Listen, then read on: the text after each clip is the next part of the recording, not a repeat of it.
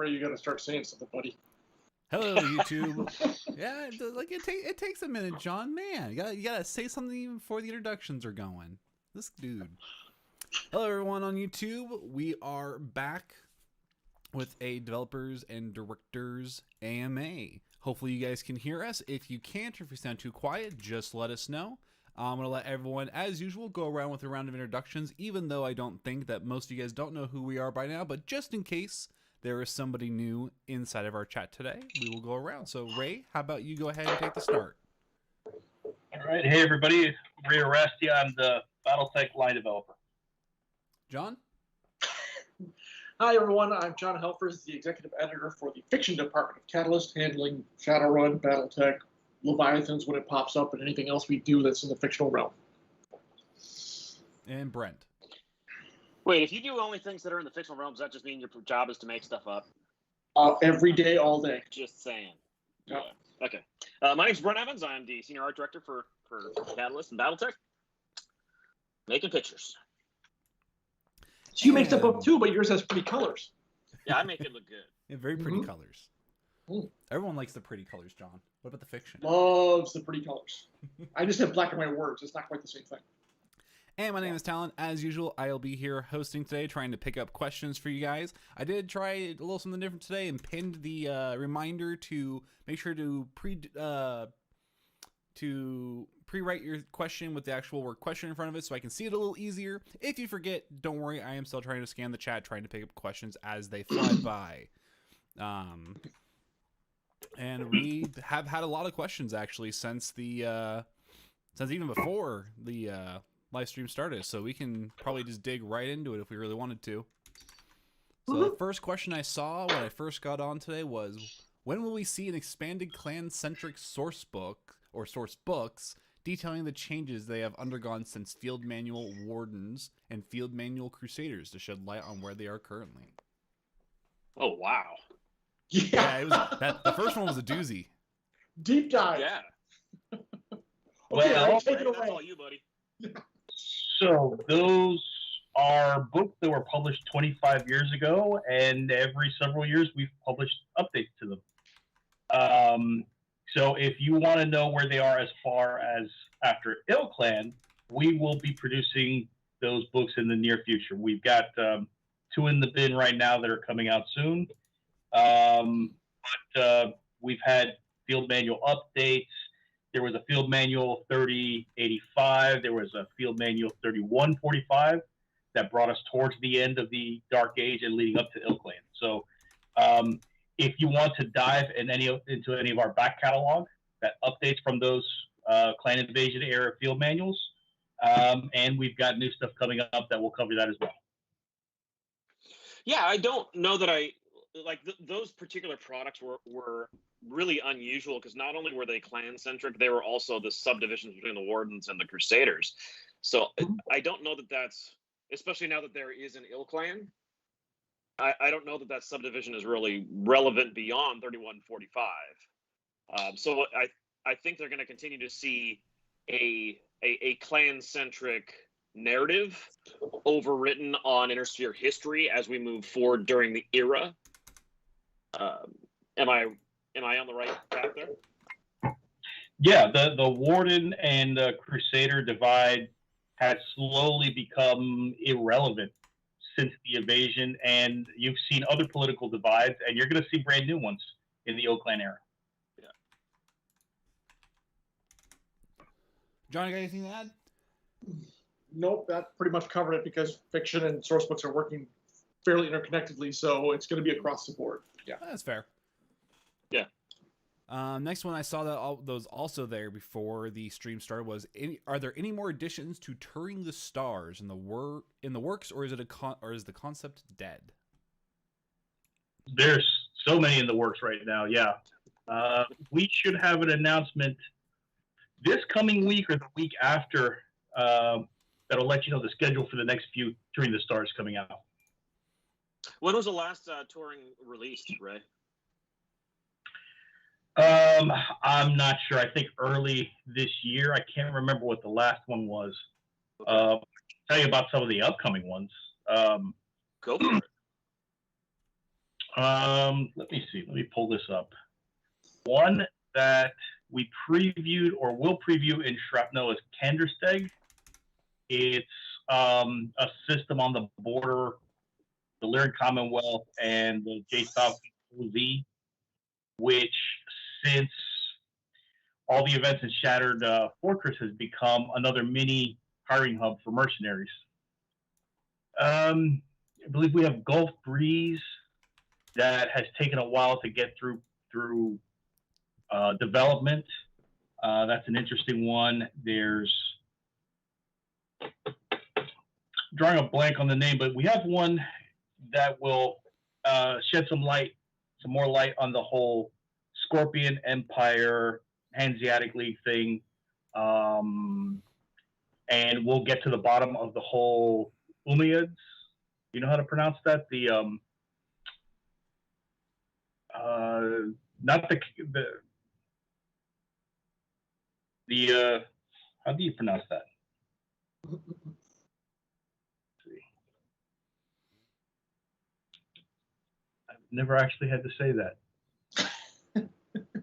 For anybody viewing from home, by the way, in case you're wondering, none of us can agree on the pronunciation of anything in BattleTech, be it people's names, units, planets, all that stuff. So you guys you would have laughed if you'd seen behind the scenes as we all argued about the correct pronunciation of Tukayid when we did the recent Tukayid book. We have Tukayid and we got Tukayid. Tukayid. Yeah. Yep. Ultimately, we've all agreed that Mike Stackpole actually says Kai Allard Liao's name wrong. Even though he invented the character, he's still wrong. Everyone else is right. So yeah, pronunciation is an ongoing joke for those of us behind the scenes. So yeah, just throw random letters together and hope that somebody will pronounce it the way we do someday. Side of the planet you're from. Yeah. The Umayyad Caliphate. We're gonna get to the bottom of that. Granada, Touring the Stars, Granada. Nice. Should be. All right. By the way, Ray Edian said that Gulf Breeze is already out. Then that would have been the last one. Because that took a while to get through development. Okay. Yeah, we correct me if I'm wrong, Ray. When last we checked, and just in case anybody's wondering, I don't know about this just because my part of the creative process is significantly separated from when they actually release. But when last I checked, we were talking about doing a wide variety of those around the Inner Sphere in order to tell the story of how the Inner Sphere is changing, walking into the new era, because there's going to be so much fracturing of space areas. And conflicts and things that there's that entire product line is going to be one of the primary ways we shed light on all the corners as we systematically work our way through this new era. Mm-hmm. Yep. Okay. There was something I was going to say, but I can't remember what it was now, so I'm going to move on until I can remember. I'm sure it was important. Any idea when the second and third installments of Founding of the Clans series and Den of Wolves will be coming? Oh. So part 2 of Founding of the Clans is in edit right now. The final pass actually has gone through the first edit, and it's in my review. The idea, I know, Aaron, we had planned to release it this month. Unfortunately, circumstances dictated that didn't quite happen because, strangely, Dark Age kind of shoved it off my list for a little bit, but it's scheduled for next month for sure. Den of Wolves, and then the plan is to get part 3 out in December. Randall has finished his draft. It's with the editor, so we have hopes to get the entire trilogy out by the end of the year, which will be very cool. Den of Wolves is a bit more complicated. I haven't checked in with Lauren and Michael on that in a while. Probably should get back to them and see what our timeline is on that, but I'll certainly mention that the fans are wondering, as you should. Also, correct me if I'm wrong, this is kind of unprecedented. I can't remember the last time that the BattleTech game line, the novels were so well entrenched with the production stuff going on with the source books, where storylines were being actively developed across multiple authors and efforts that all kind of bumped into each other. So when you say it's going through its first round of edits, that's because a lot of it is checking to see what the other stories that may be right alongside it so they don't trip over each other, right? Correct. Okay. Well, I mean, Founding is since it's home worlds, that's a different entirely story. But it's got to match up with the source book, of course. So Exactly. Randall doing the trilogy is, of course, the perfect person to execute that, since he was involved in creating those books all that time ago and can match up and expand on what was developed in the source books and give it more breadth and depth. Right. So, but you're absolutely right, Brent. Overall, that's why we have the fact check team. I know some of our fact checkers are watching this right now, but to keep track and make sure that not only these don't bump into established canon, but also don't impinge on other stories that are maybe happening at the same time frame. You're right. Yeah, because I remember it used to be that either the source book was written and then the fiction, or the fiction was written and then the source book. Right now, I think we have multiple source books and multiple fictions all being written simultaneously as they kind of like tag team their way creatively back and forth across things. Correct. Honestly, it's kind of chaotic, but it's really cool. It's like lightning in a bottle. Yes, I think Ray would agree with me. 35 years. Yeah, exactly. We've clearly broken Ray so much he can't even open his eyes. There we go.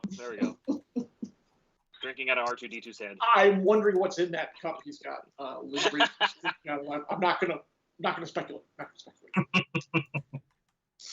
It's obviously the hopes and dreams of BattleTech. That's Yeah, right. right. Scoping down to fortify him. Yes, absolutely. I'm sure it's a PPC, but which mixture? Lyrin, Steiner, like all those other ones. Find out which mix it is, because that's the real question with Ray. Yep. Pirate PPC with rum.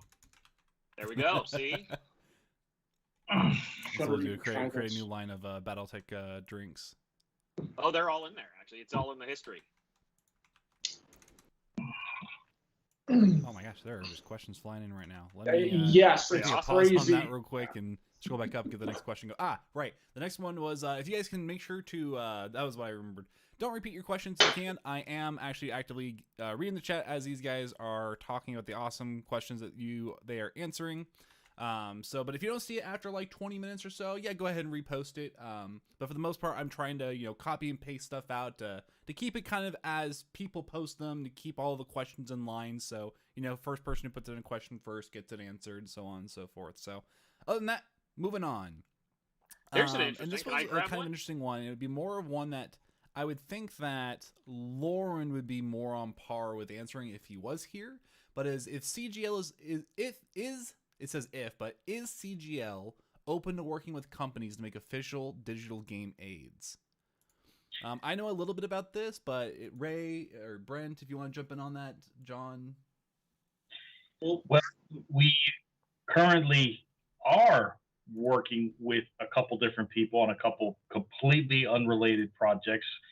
I can't really talk about it. I'm not directly involved with any of them. I would say that we're open to it. It's a lot of hurdles. It is a lot of hurdles, but there are some things in progress, and when there's something to talk about, we'll talk about it. Yeah, I know. I think the main one that's probably going to be the first to come out, they were on the phone with me last weekend, having me run a couple of details through their projected game tracking sheets to make sure that they lined up with the mechanics, things like that, to reinforce the storytelling of feeling authentically BattleTech. So yeah, there are some things that are actively in development.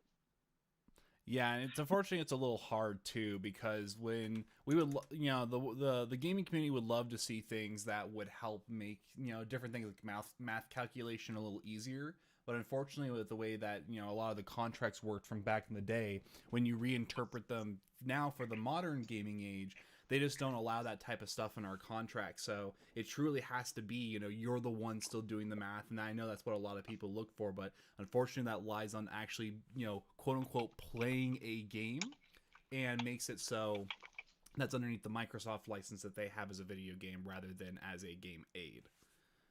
You must do all the math and stuff yourself. So it's like Ray said, there's a lot of stipulation of what is considered a game aid in the digital realm for BattleTech, and that goes for Shadowrun as well.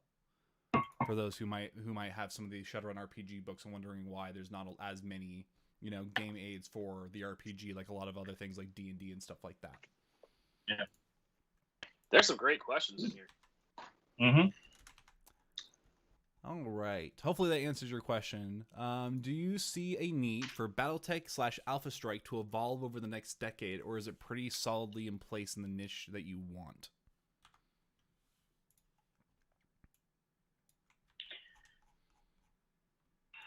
I would love to see it evolve. Why not? Yeah, I don't think anyone on this would say that we want, you know, BattleTech to stay where it's at. Yeah, nobody's opposed to it, but the one thing that I would say we are very opposed to is change just for the sake of changing.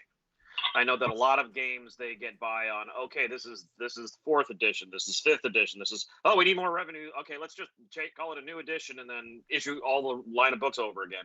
That's not the space within the gaming industry that BattleTech has had. I think a BattleTech is made stronger by functionally having a slightly evolved version of the same core rules that it's had for 30 years.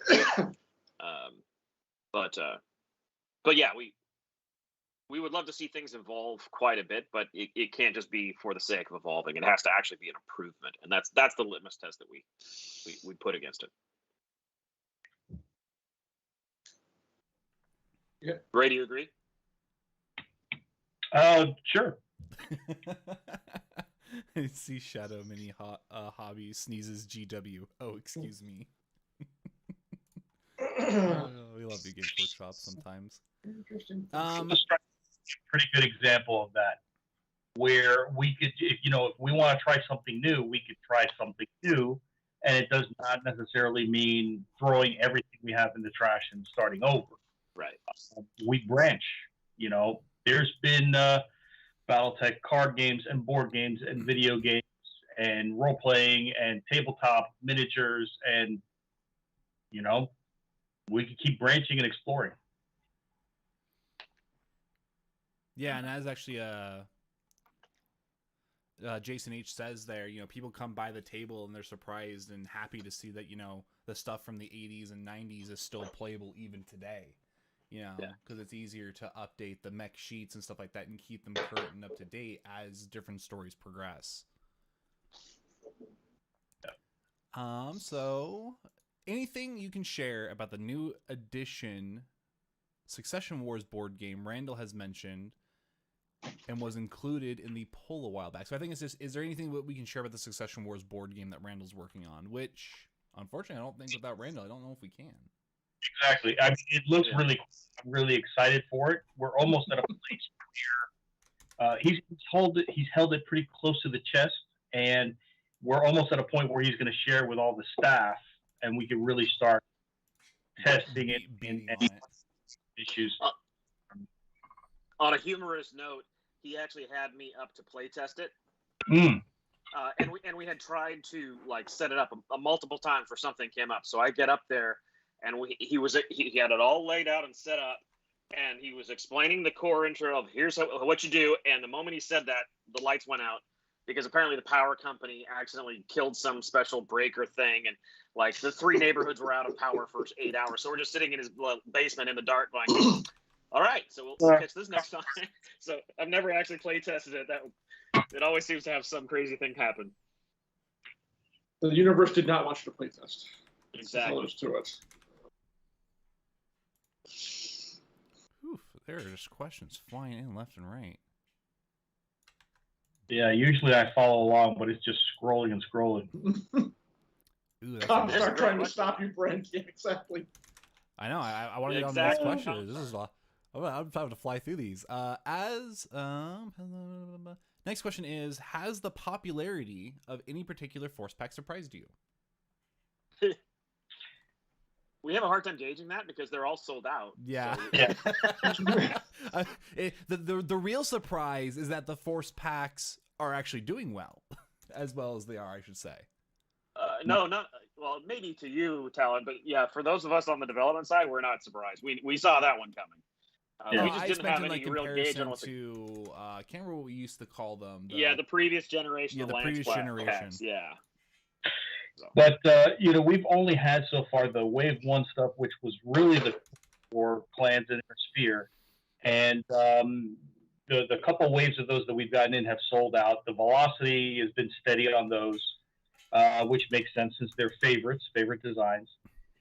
with everything coming in Wave 2, which is all sort of like the secondary clan invasion, succession wars type thing, there we might be able to see some differences in the sales velocity and see which ones are doing really well, which ones maybe not so well. But up to now, everything's been doing great. Can't pick, nobody has a favorite. They're all selling. Yeah, so for a specific one, we're just not 100% sure until we get more of them out there, and obviously that's going to get skewed again with the Wave 2 stuff. Yep. Mm-hmm. Yeah, a lot of that is just kind of we're waiting to see what the final numbers are and the velocity with which we can get things reprinted and restocked, simply based on the nuances of all the craziness is going on with shipping and COVID. So, are we allowed to ask questions before the AMA even starts? Yes, you are. Doesn't mean I'm going to get to them for future AMAs, but I will try to pop in a couple of minutes early, and if I can see questions at the top of the chat before it really starts blowing up, I will try and write them down. If I happen to miss them, you're more than welcome to post them again as we get started. So, are there plans to release a field manual or field reports for the Ill Clan era? Something like that, yes, is coming in the future. Mm-hmm. How about the Urban Mech Lance Pack, Ray? What is that? John Paul Ringo, and yeah, I don't know anything about the Urban Mech Lance Pack. Is that what's the joke there? It says I need 5 Urban Mechs. When can I have an Urban Mech Lance Pack? So and he says not a joke, so that's the joke. Okay.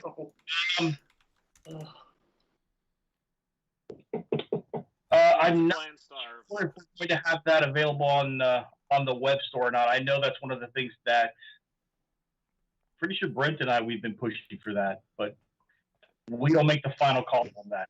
I think that should be available on the web. Yeah, I would see that would be available in the future, but obviously we're still trying to desperately make sure Wave 2 goes out and gets to everybody, and everybody gets what they're waiting on and stuff. But yeah, I could see an Urban Mech dedicated Lance Pack moving forward. Mm-hmm.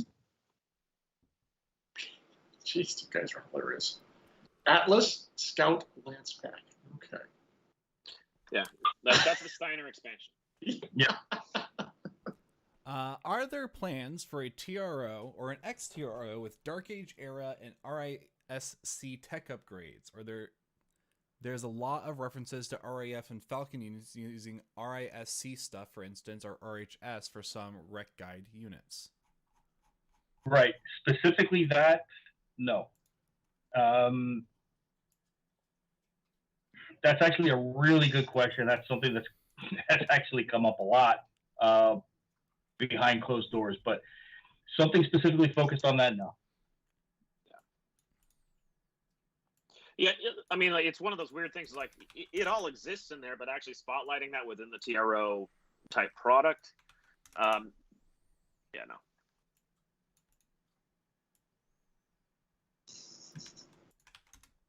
Oh my gosh.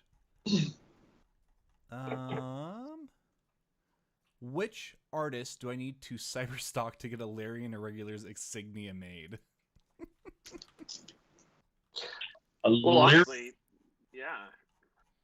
What's the question? A graphic designer. What artist do I need to stock to get a Larian insignia made? What do you mean? You mean Lyran? Sorry, I'm trying to like do the two things at once real quick here because things are flying by. Like me how again. Steiner? Larian Irregular's insignia made. Which artist do I need to cyberstock? As Brendan's gonna look up to see who the Larian Irregulars are. The other question is, who does our insignia designs? That's a good question. Well, there you go. You're talking to them. Yeah, they don't have a logo. Lyrid Irregulars.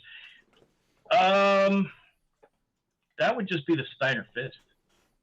Yeah. We've got Lyran Irregulars, and we have, I think, Davian Irregulars, and those units popped up, or at least in the case of the Lyrans, recently popped up. With all the craziness happening during Shattered Fortress. Right. And you will see as time goes on that a lot of those makeshift units are getting absorbed back into the military, forming new units or replenishing old ones. That's interesting. I need to go back and look at the Lyrian Irregulars. Wasn't that a Steiner that was leading them, I think? Ludwig. I think it was Ludwig Steiner. Sorry, that's a tangent. And you have someone, White Fox SG, saying you guys need logo designers. I'm available in the chat. So there you go.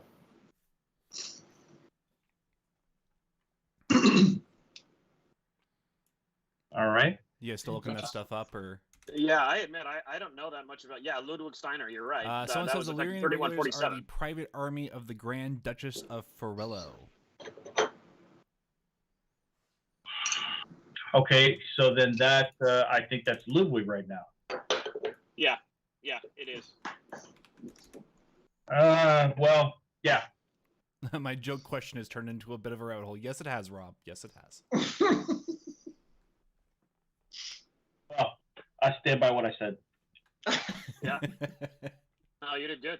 Well, you'd think a regulars would have like the fist with some sort of modifying something, but I'm not going to get into that discussion myself. Well, I've actually found it interesting because we've seen multiple versions of the Steiner logo, not just over BattleTech, but once the video game started doing it and they were doing a more graphic approach to the treatment and stuff.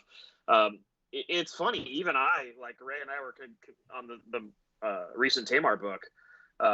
We were discussing which logo would this have for the house logo, and that's not usually a question that you have. So it would be interesting to kind of see even an expanded version of the various logos that are out there and what they're used for. Yeah. Is there a resource somewhere with a comprehensive list of official novels and short stories with a timeline? John, No. Sarna.net? asked before, and I thought that you said you Well, were something like that.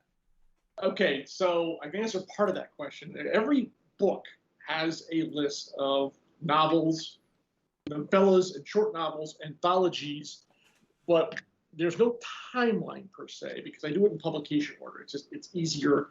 As the books are being reprinted, we're putting in the lower right-hand corner the era sigil so you can tell what era they are at a glance. So we're doing that because I think that's important with 7 major eras that we have now. It's important so you can at least tell where you're looking. It would be impossible to do all the short stories. It's not feasible. But again, as we're putting out the anthologies into POD, you can flip to a story in a book and see by the era sigil at the top what era it appears in, so you'll know. I mean, of course, we have the headers, the epigraphs, and the dates and everything, but you can look just right there. Oh, this is the Jihad. This is the Succession Wars. This is Civil War. This is Ill Plan. So we're doing it that way. So it's more of a symbology base, but to make a list like that would be, A, the effort behind it would be insane, and B, it constantly has to be updated. It's hard enough we having to do the major list updating every time we publish a book in there, whether it's new or old. I have to go back and republish, a lot. So Sarna is probably your best bet, unfortunately, even though it's not really aggregated. I mean, it is under the Sarna name, but there's no master list. Let's put it that way. So a long-winded way of answering your question, saying it's not really feasible. The next question is pretty simple for everyone. How's everyone today, since no one's asked? Good, very good. Very pleased to see the turnout, and the questions are, like Talon said, coming fast and furious, which is really cool. So I'm doing well. Yeah, it's a good Saturday morning. Hopefully where most people live isn't on fire right now, but is what it is at the moment. Yeah, we're all still alive and kicking. Yep, exactly. Is there a kind of discussion on how to interact with fan content creators? What's the question? Is there a discussion? Is there any kind of discussion on how to interact with the fan content creators? I have a feeling I know what this is related to, and I'm going to talk with y'all about this next week. There's a big group from GW that's coming over that wants to come over to BattleTech. They do videos that get millions of hits, and it's something that we should discuss. Right now, I can't answer that question one way or the other because we don't really have an answer for you. But something has appeared on the horizon that is worth, let's just say it's worth looking into, and I'm going to leave it at that. But we don't know how it would go because none of the higher-ups are on this call to answer that. So it's a I can't even say it's a work in progress. The conversation needs to be had. Let's put it that way. Too early to answer that. Yeah. Or technically, yes, there's a conversation. Or yeah. So. There's a conversation. Yeah, we talk about it. Okay. Has there been any idea that FanPro/CGL has proposed? And what? Right, read that question. Read that question again. Was nixed by WizKids. Oh, has there been any idea that FanPro/CGL, as the current licensors or the licensors from then and now, have proposed that was nixed by Wizards of the Coast for FanPro or Tops for us? That's a really interesting question, and maybe one of you two have an answer. From what I've seen, I have not seen them kill an idea. Comic series. Comics, which there's actually a question here, Brent, about comics, so we can get to that a little later. We absolutely want to have. We definitely want to be doing BattleTech comics. BattleTech comics were removed from our license because Topps felt that they would be better able to manage a sub license and have that content generated. I believe that was 8 years ago, and you've not seen any comic books yet. What, we haven't seen the cornucopia of Topps branded comic books that have come out? I'm shocked. Exactly. So, for what it's worth, anyone out there that's not behind the scenes, it is quite normal to have senior representatives think that they want to secure rights for things within an organization like Topps and see if they can then turn those into a profitable business model. It is also quite normal for those efforts to backfire on them and to not generate results.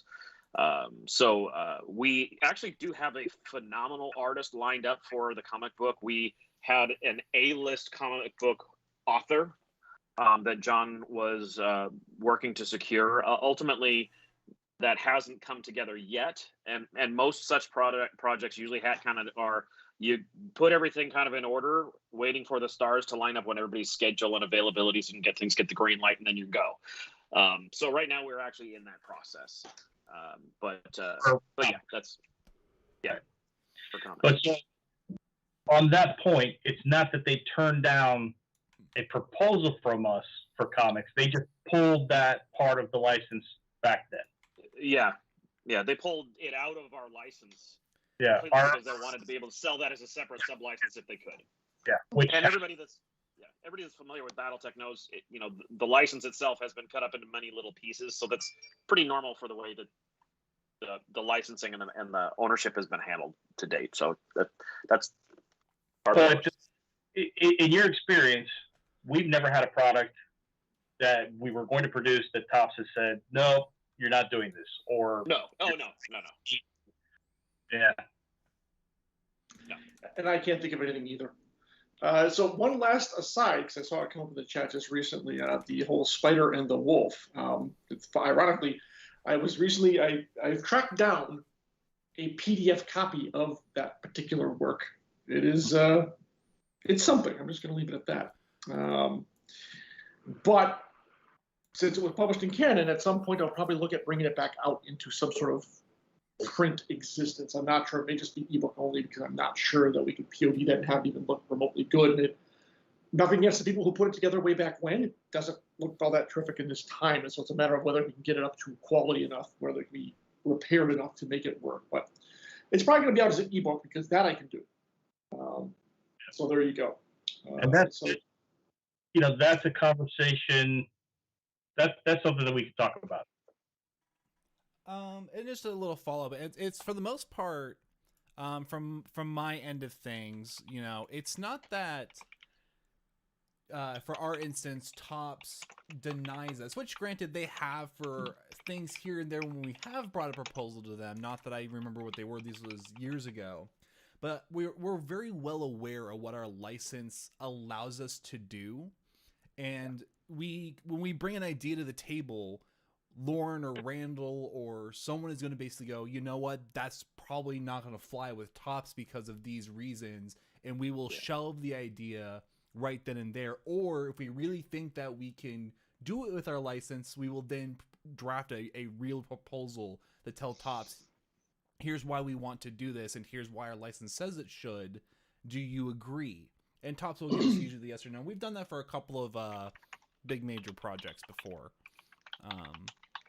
And some of them were denied, and some of them, I think, actually got pushed through at some point. I think, I can't remember what project it was, like a couple of years ago, but we occasionally talk to Topps about stuff, but we're for the most part, we're pretty well aware of our license and what it allows us to accomplish in the industry itself. So yeah, Catalyst has strengths and weaknesses just like any other company, but I think one of Catalyst's universal biggest strengths is the skill with which we work with the nuances of a licensed property, because that comes with as Talon has mentioned, a huge number of strings attached and nuances of how you actually produce within a licensed environment.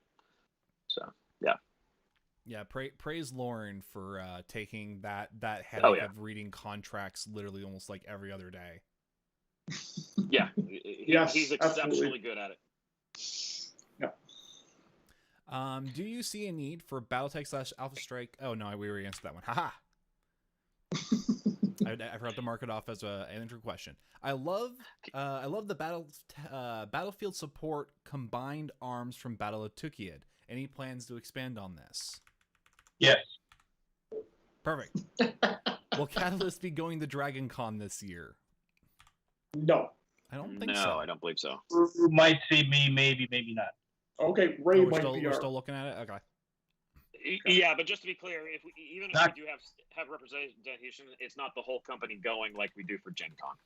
Yeah, there won't be a table there. It would just be Ray. Yeah. Literally. Yep. Morgan.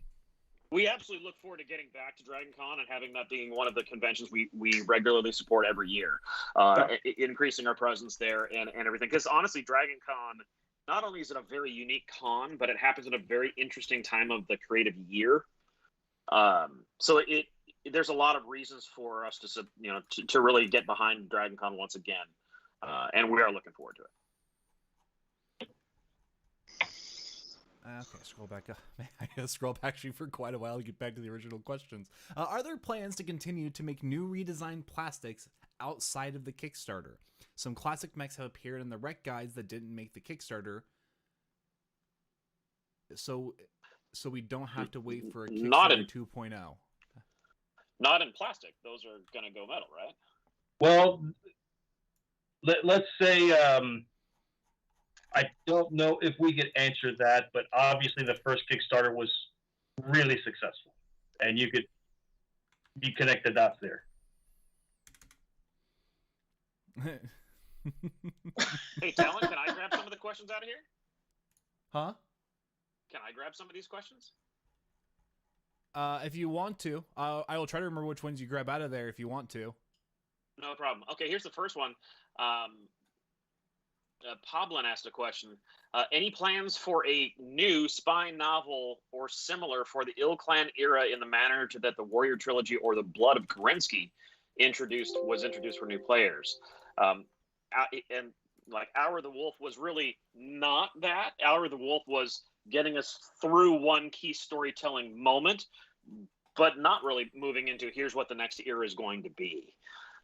So I thought that was a really cool question, and I don't quite know the answer. I don't think we have a core trilogy plan for Ill Clan. Am I wrong? No, you're not wrong. Trilogies, by their very nature, are tricky beasts to execute. Back when you had the clan invasion and so much was happening across the board, and even the Warrior Trilogy, and even GDL, which actually were more like three. They were linked novels, but they weren't all, how to say this.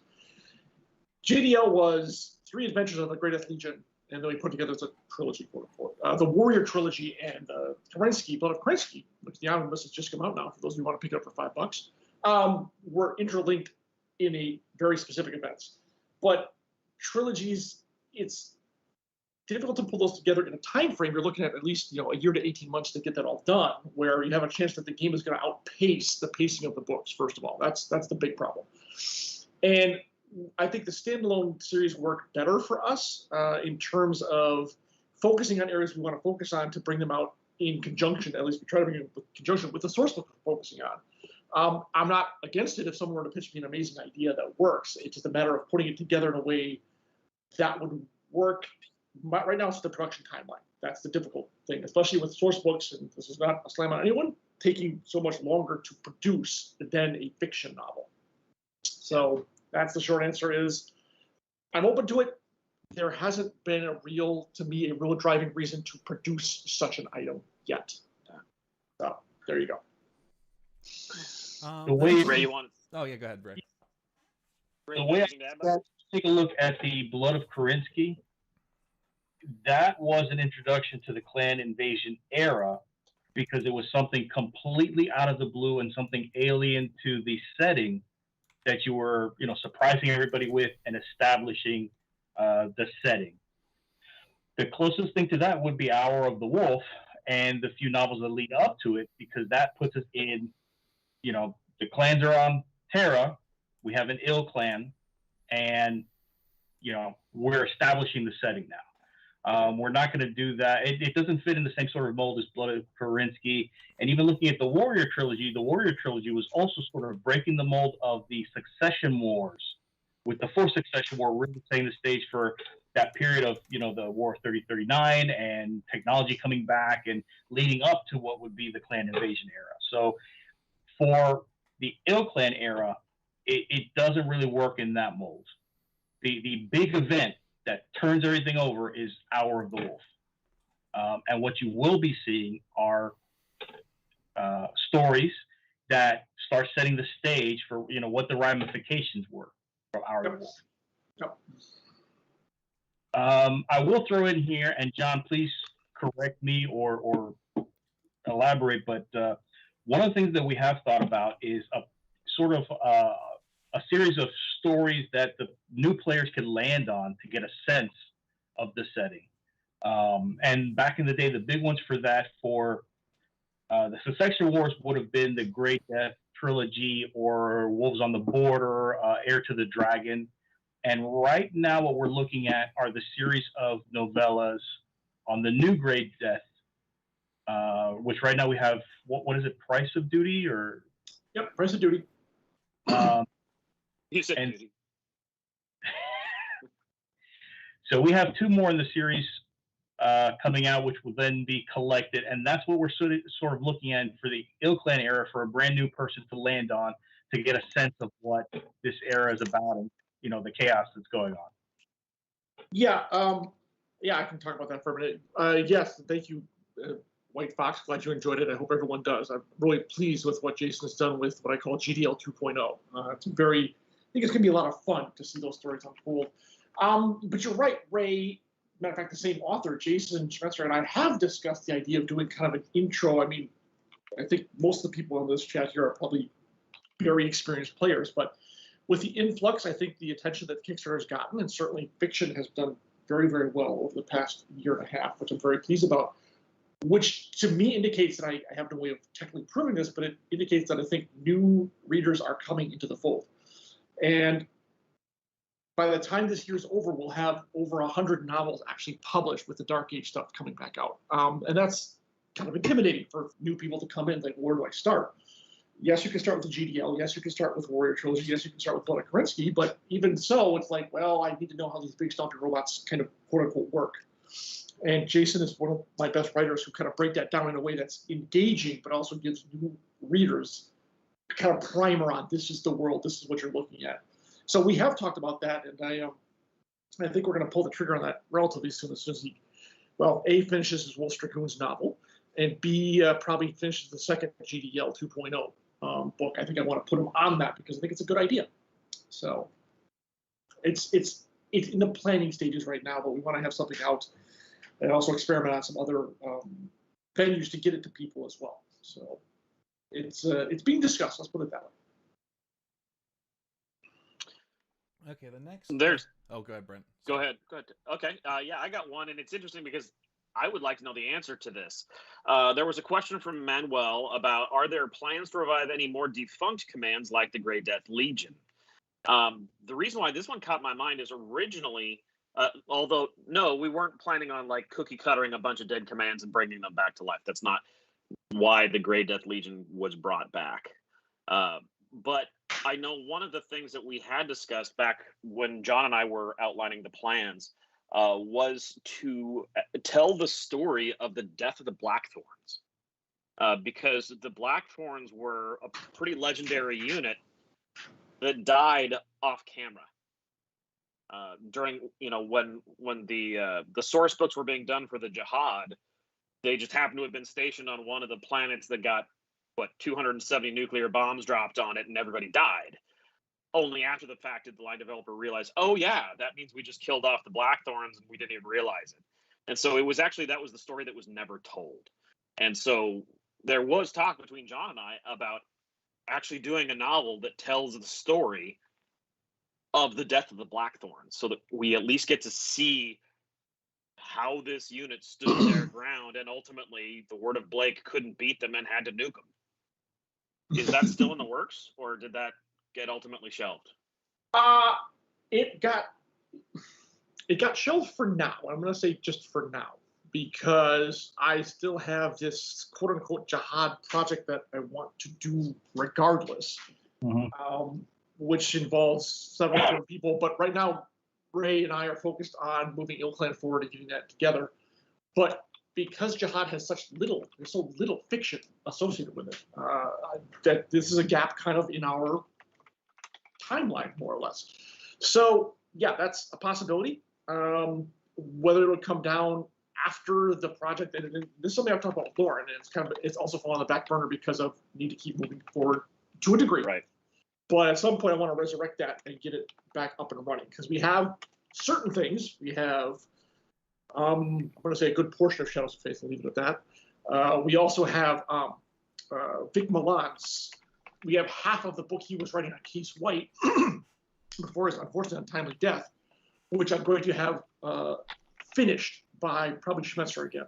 He's a big fan of Milan's, and we'll put that out at some point too. That's, of course, Case White, the big invasion of terror that went awry. Let's just leave it at that. So we have projects to bring forth in the Jihad era. It's a matter of when we want to start adding those to the publishing schedule, and of course getting them completed too. So, and then Blackthorns, yeah, it's very possible we can figure out a way to put that in there when the time is right. Yeah, and one thing I'll add in there, because there's been a couple of writers that have asked about it, that they would love to tackle that, which is great. I mean, that's one of the things, is we need a good author, a good story for that. What I've let them know is we don't want to just hear what happens to the Blackthorns. It needs to be a really great story, because we're not going to do that just so somebody can write up, the Sarna entry and say, okay, finally we know this is what happens to the Blackthorns. That's not the point. We don't want to just check a box off. We're waiting for a good story. Yep. Yeah. And just real quick, to go back to the original question, yes, some more commands come back. Plenty that will not. We even have an interesting case in a future novel where there's one that's given the opportunity to come back, and the legacy character or what have you says, no, we're something new. That is dead. So, should be pretty interesting. And again, I'm going to bring up, it's not a matter of just bringing them back because it has to serve some function. Yep. Exactly. With the Great Death Legion, the function it served is that the heirs actually had a huge amount of access to military technology, rights for hardware that was in ongoing active production. They had facilities. They had a very deep fingers and reach. And so it makes total sense for the heirs to decide to do something with it when their back was put to the wall. And that decision fell directly out of the events of Tomorrow Rising. That's exactly. The thing. It was the impetus. Like, I can't serve where I want to serve anymore. What am I going to do? And then, we have this and this. How are we going to put this together? Right. So that was one that really came together extremely well. And again, I think the author did a terrific job of fitting that into, this is an offshoot of what's going on here, and that's why that exists. So it's got to be that kind of stuff. But I would also say the ELH, the Aeronautic Lighthorse short stories we're doing to read, because they never went away. Light Horse has always been here, but to reintroduce them because of, I'm going to say, various real-world issues that have been resolved finally. And I'm very pleased to bring that series back. That's going to be, it's a hell of a series so far. If you haven't checked it out, I can't wait to put together the omnibus next year. It's going to be a lot of fun. But it can't just be, even Ward resurrecting the Smoke Jaguars. I feel there's a compelling reason as to why he did that in canon. It makes sense to me, but it's not just, we have nothing better to do. So it has to be handled carefully. But there are certain things that should remain dead because there's no compelling reason, both in canon or outside it, to bring them back. Right. It has to be organic within the universe. Yes. Not something that we try to shoehorn and force. Right. Yeah. Next question I have is probably should keep this one pretty general because, each one of you guys could really talk in depth of the specifics from your department, but can we have a walkthrough of the general product development process?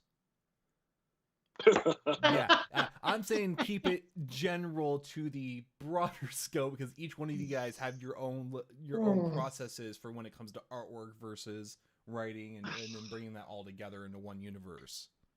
Well, really, it just rubs his face. Yeah, there's a couple of ways we do it. There's no one way on that one. What's really interesting to me is that there's primarily 3 directions that things come from. The first one is the line developer, Ray looking, as a game line, here's what we need for the new era. Here's what we need for the product line. Here are the core products that we need to go expanding beyond just the core books, core line of rule books. And so in that case, quite often, those products are outlined, spec'd, and the idea behind them crafted based on the needs of the game line. Then you have the stroke of brilliance that hits you at 1 o'clock in the morning and keeps you up all night. You can't sleep. Finally, you get up. You have to write it down, and you have this story idea. And that's where Ray or Randall or John or I will come to the next BattleTech meeting and okay guys, I got this idea. Let me pitch it to you. See if you think it. And honestly, there's some really interesting stuff that has come out of those when we realize there is a cool reason, story hook. There's something really cool we could do that's outside of that core list. And then the third thing is when one of the authors, be it one of John's people, like when we sit down at Gen Con having coffee or beers with Stackpole, and he says, I've got this idea. Or Jim Long sits down and says, yeah, well, I've got a game I want to pitch it because I think it'd be perfect for BattleTech. Or, where you have the insiders that are just outside of the core leadership team, where they have an idea for something, and we're like, what, that's actually pretty cool. Let's see if we can make that happen. And then crazy balls go spinning from there. Right? Those are pretty much the three ways. Either you've got something that you need to develop, or you get a pitch, or somebody suddenly has a bright idea and it has to happen. Everybody hears it and why didn't we think of that before? Throw that on the schedule. Those are the three the methods, yeah. And then at which point you need to come up with a whole proposal to show to Lord and Randall, and again, depending on those 3 methods, it could be the line developer that puts it together or the guy that pitched it. Yep. And once it's approved, then it goes on the calendar, and you have to break down all the steps that go into producing it, and that's where pretty much everybody's eyes glaze over. You probably don't want to. Yeah. I think it's pretty consistent on every other week or so, whenever we meet, that I will pull up the production calendar and either aggravate or bore everybody with, according to this date, we actually should be here with this. And that's because it's been beaten severely into me.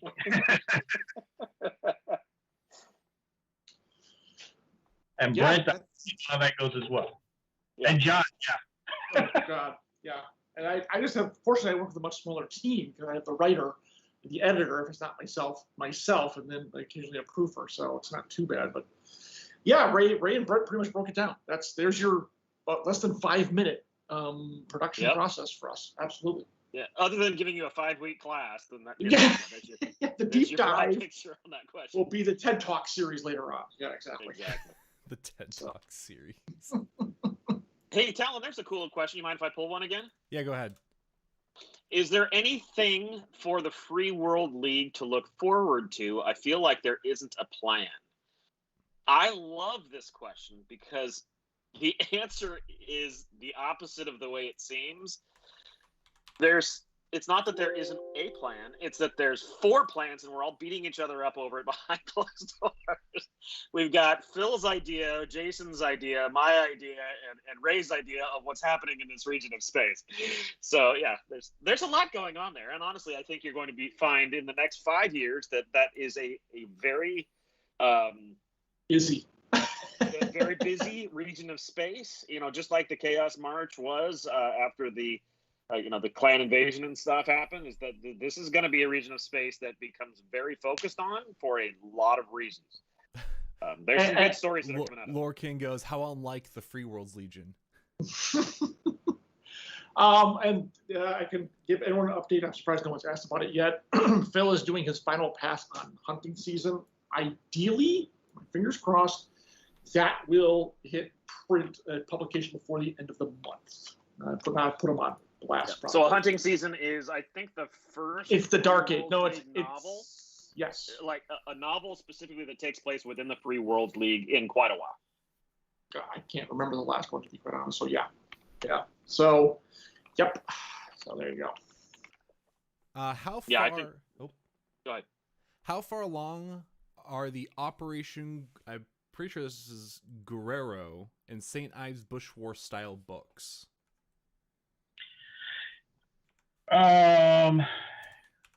Somewhere in between development and writing. So it's still much earlier than we had hoped, but it's getting along.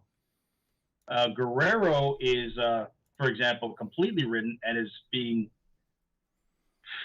We have to cut a little bit out of it, actually.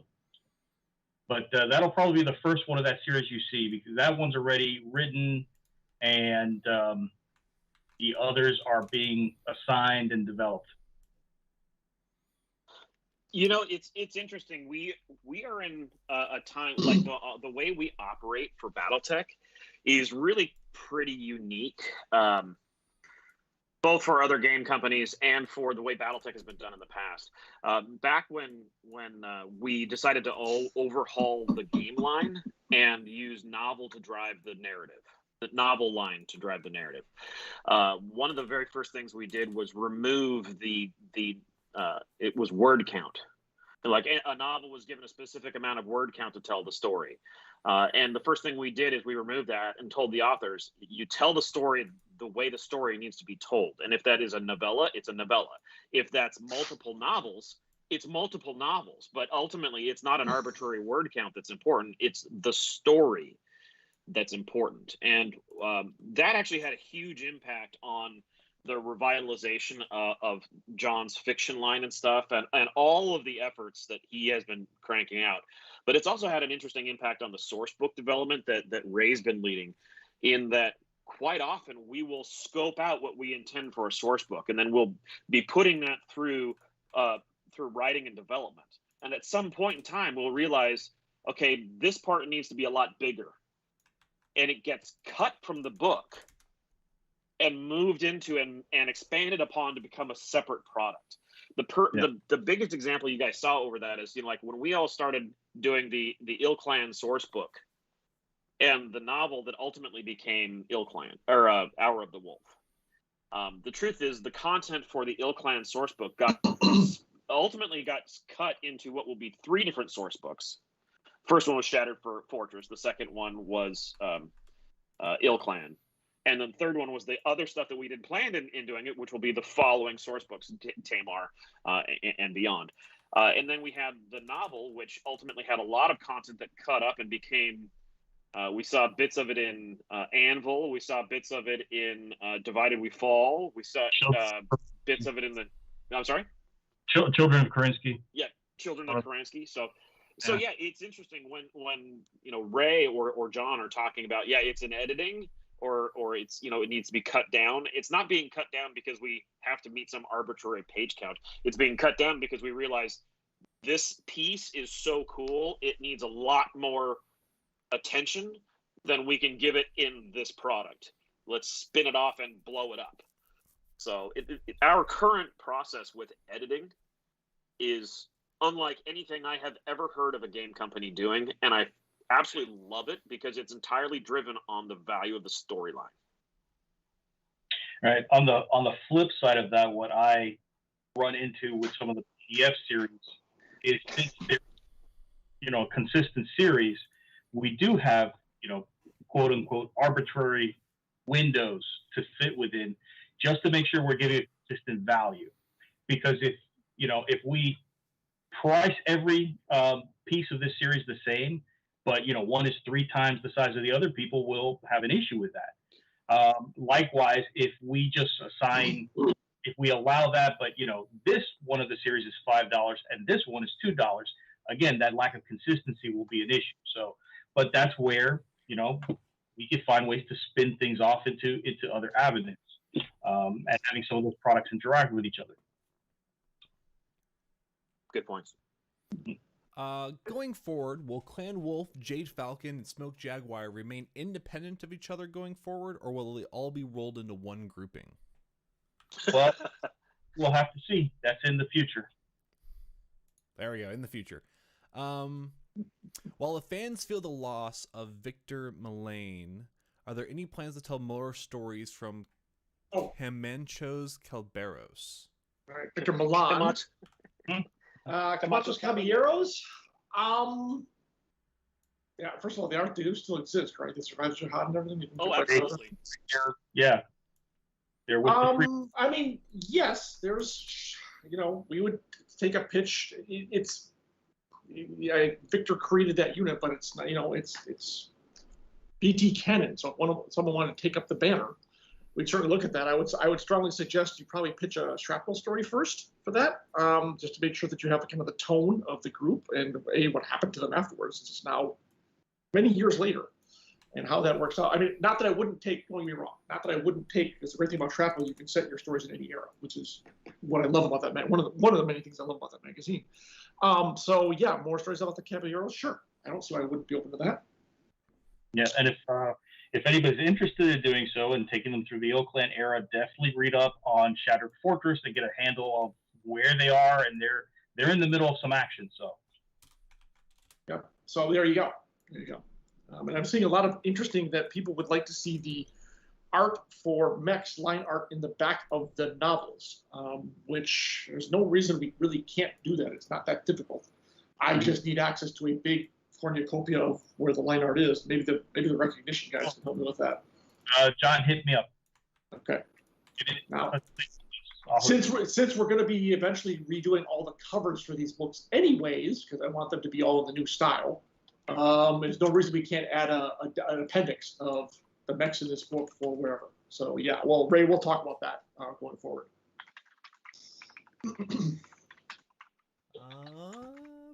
Without Aaron in his car. There's gonna be a lot of acronyms here, so if I need to repeat it, just let me know. Since the PAL is pretty sad in CBT and AS, but are being produced for the civilian market, can we get rules to run PAL in 10-man infantry type squads? I have no idea what half of that means. You don't need to. We know. Ray's shaking his head because he's like, how, where, and why. That's probably Joshua Jury, right? I don't know. I can't copy the names as quickly as I can copy the questions. So. Yeah, I just don't see where we would put that. Like, maybe in some future update of either of the RPGs is where that would belong, or yeah, I just keep asking me. Eventually we'll know where to put it. Keep bugging Ray, apparently. Yeah, no, honestly. It's also what we do with each other too. You know, ideas get put on the wayside for, you know, projects that are on fire all the time. So we constantly remind each other about things that have to, you know, just common things that have to get done. Will the Scorpion Empire show up more frequently in products to come? It's possible. Yeah, it's possible. Sweet. Love an easy question. Is there any estimate for a compiled recognition guide release? Actually, hold on a second. The last one, Scorpion Empire. I know we did an illustration in one of the recent books, and for life of me, I'm like blanking. Was that Universe book? Right, which we haven't told anybody about yet. Oh, no, we're not gonna do it. We're not paying any attention to that. Dang it! Sorry, man. I did weeks ago. Just did art for that. I'm sure I did art for that. Okay. I'm sorry. What was the follow-up question? Is there any estimate for a compiled recognition guide release? To be fair, what Brent just blurted out is a book that we probably would have teased already. It's more that I am so burdened by the slipping deadlines of this book that I wanted to keep it quiet for as long as possible. So we'll talk about it soon. It's no problem, Brent. Okay. Just know that when we work on things, it's often a year before you guys get to see it. So we never can quite tell how far out things are. Yeah.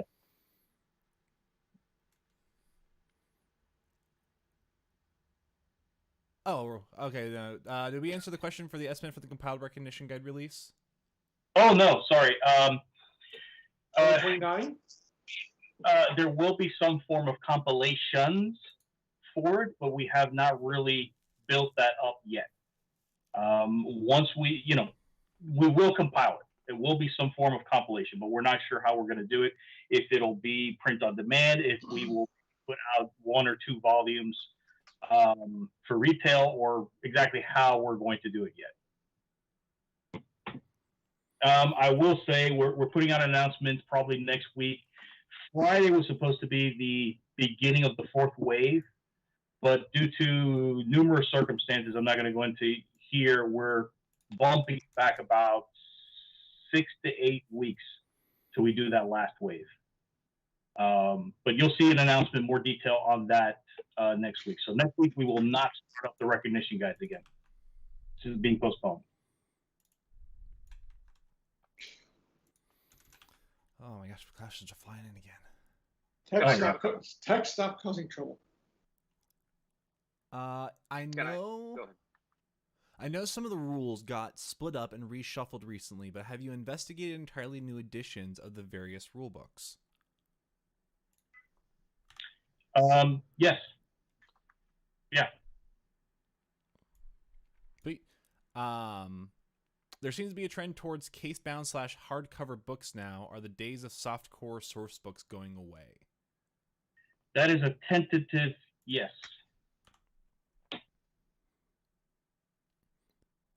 Anything you can share about the new edition? Oh, someone repeated that question, I see. Marking that as answered. That was just the Succession Wars for Randall. There's not much to answer other than what Brent sent earlier. Because Randall's not here, unfortunately, today. Are we going to see the Face Full of Blades Unnamed Soldier stories in the collected print-on-demand format? And is Lauren planning on writing more stories about the Unnamed Soldier?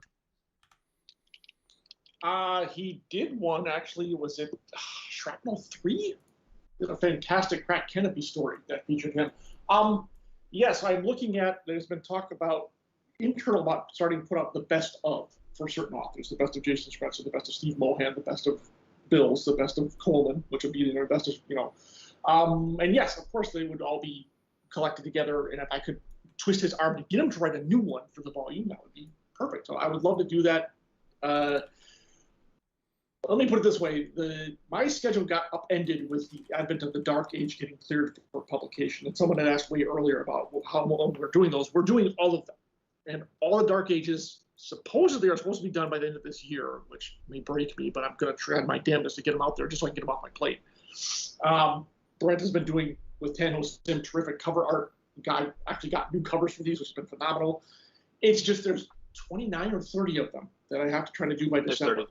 30. And I'm just hit 10, 11. I think Flight of the Falcon is 11 or 10, one of the two. So I've got like 19 or 20 left to go, and I've only got 5 months left in the year to do it, 4.5. So things have been pushed back. Someone asked about Herb's third Brooklyn Decker, which I have. It's been sitting on my drive, and I need to get that out too, so we can keep that going for the Metal Jihad piece, as a matter of fact. It's just a matter of there aren't enough hours in the day to get this straightened out. It's, as Ray and Brent can both attest to, it's a great problem to have, except then I can't produce fast enough to give you guys what you want. I'm not sure where I was going with the thread of this, but yeah. So that's a lot of these questions you guys are asking have been derailed by the Dark Age getting cleared that we can actually put them up, which I'm very happy to bring them back.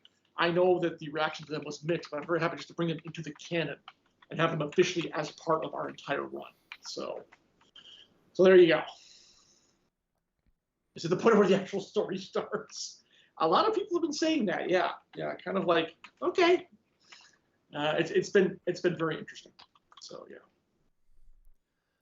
Ken, Marco, and Eldon too. Actually, Eldon's cover for Proliferation Cycle has been one of my favorites of any of the covers we put out in the last 2 years. It's phenomenal. Yeah, just so you guys know, anybody that's a fan of Eldon, the work he's been turning in has just been spectacular. So we actually awarded him with the. He's currently right now wrapping up a cover on one of the next big projects. So just know you're going to continue to see a lot of Eldon because he's doing phenomenal work. He's a huge BattleTech fan, and awesome professional illustrator. He's doing a great job.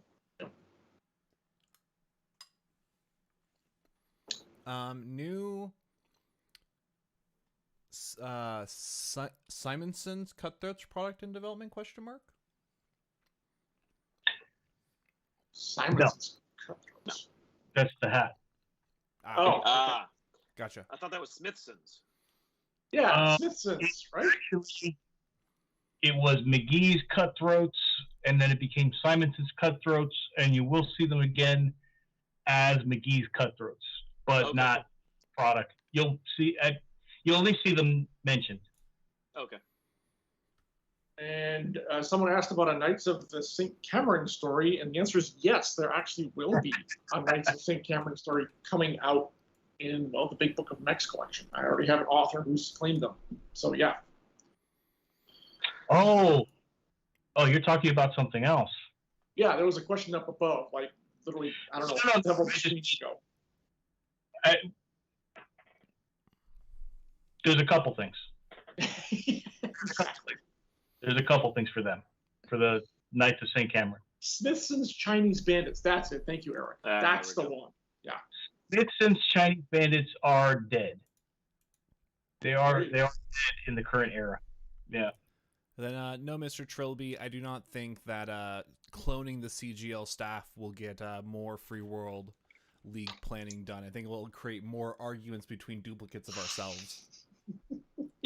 Talon's totally wrong. We are all in favor of both cloning and robot minions where we can duplicate. We would get so much more done. Yeah.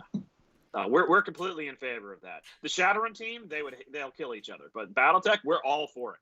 Absolutely.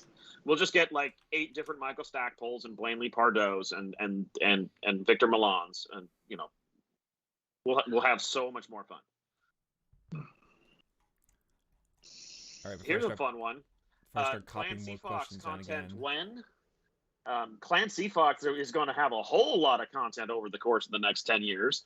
Very much want to see more about the Rosselhog Dominion. You're going to see a whole lot more about them, too. There's a really interesting story coming up for the Rosselhog Dominion. Yeah. Yes.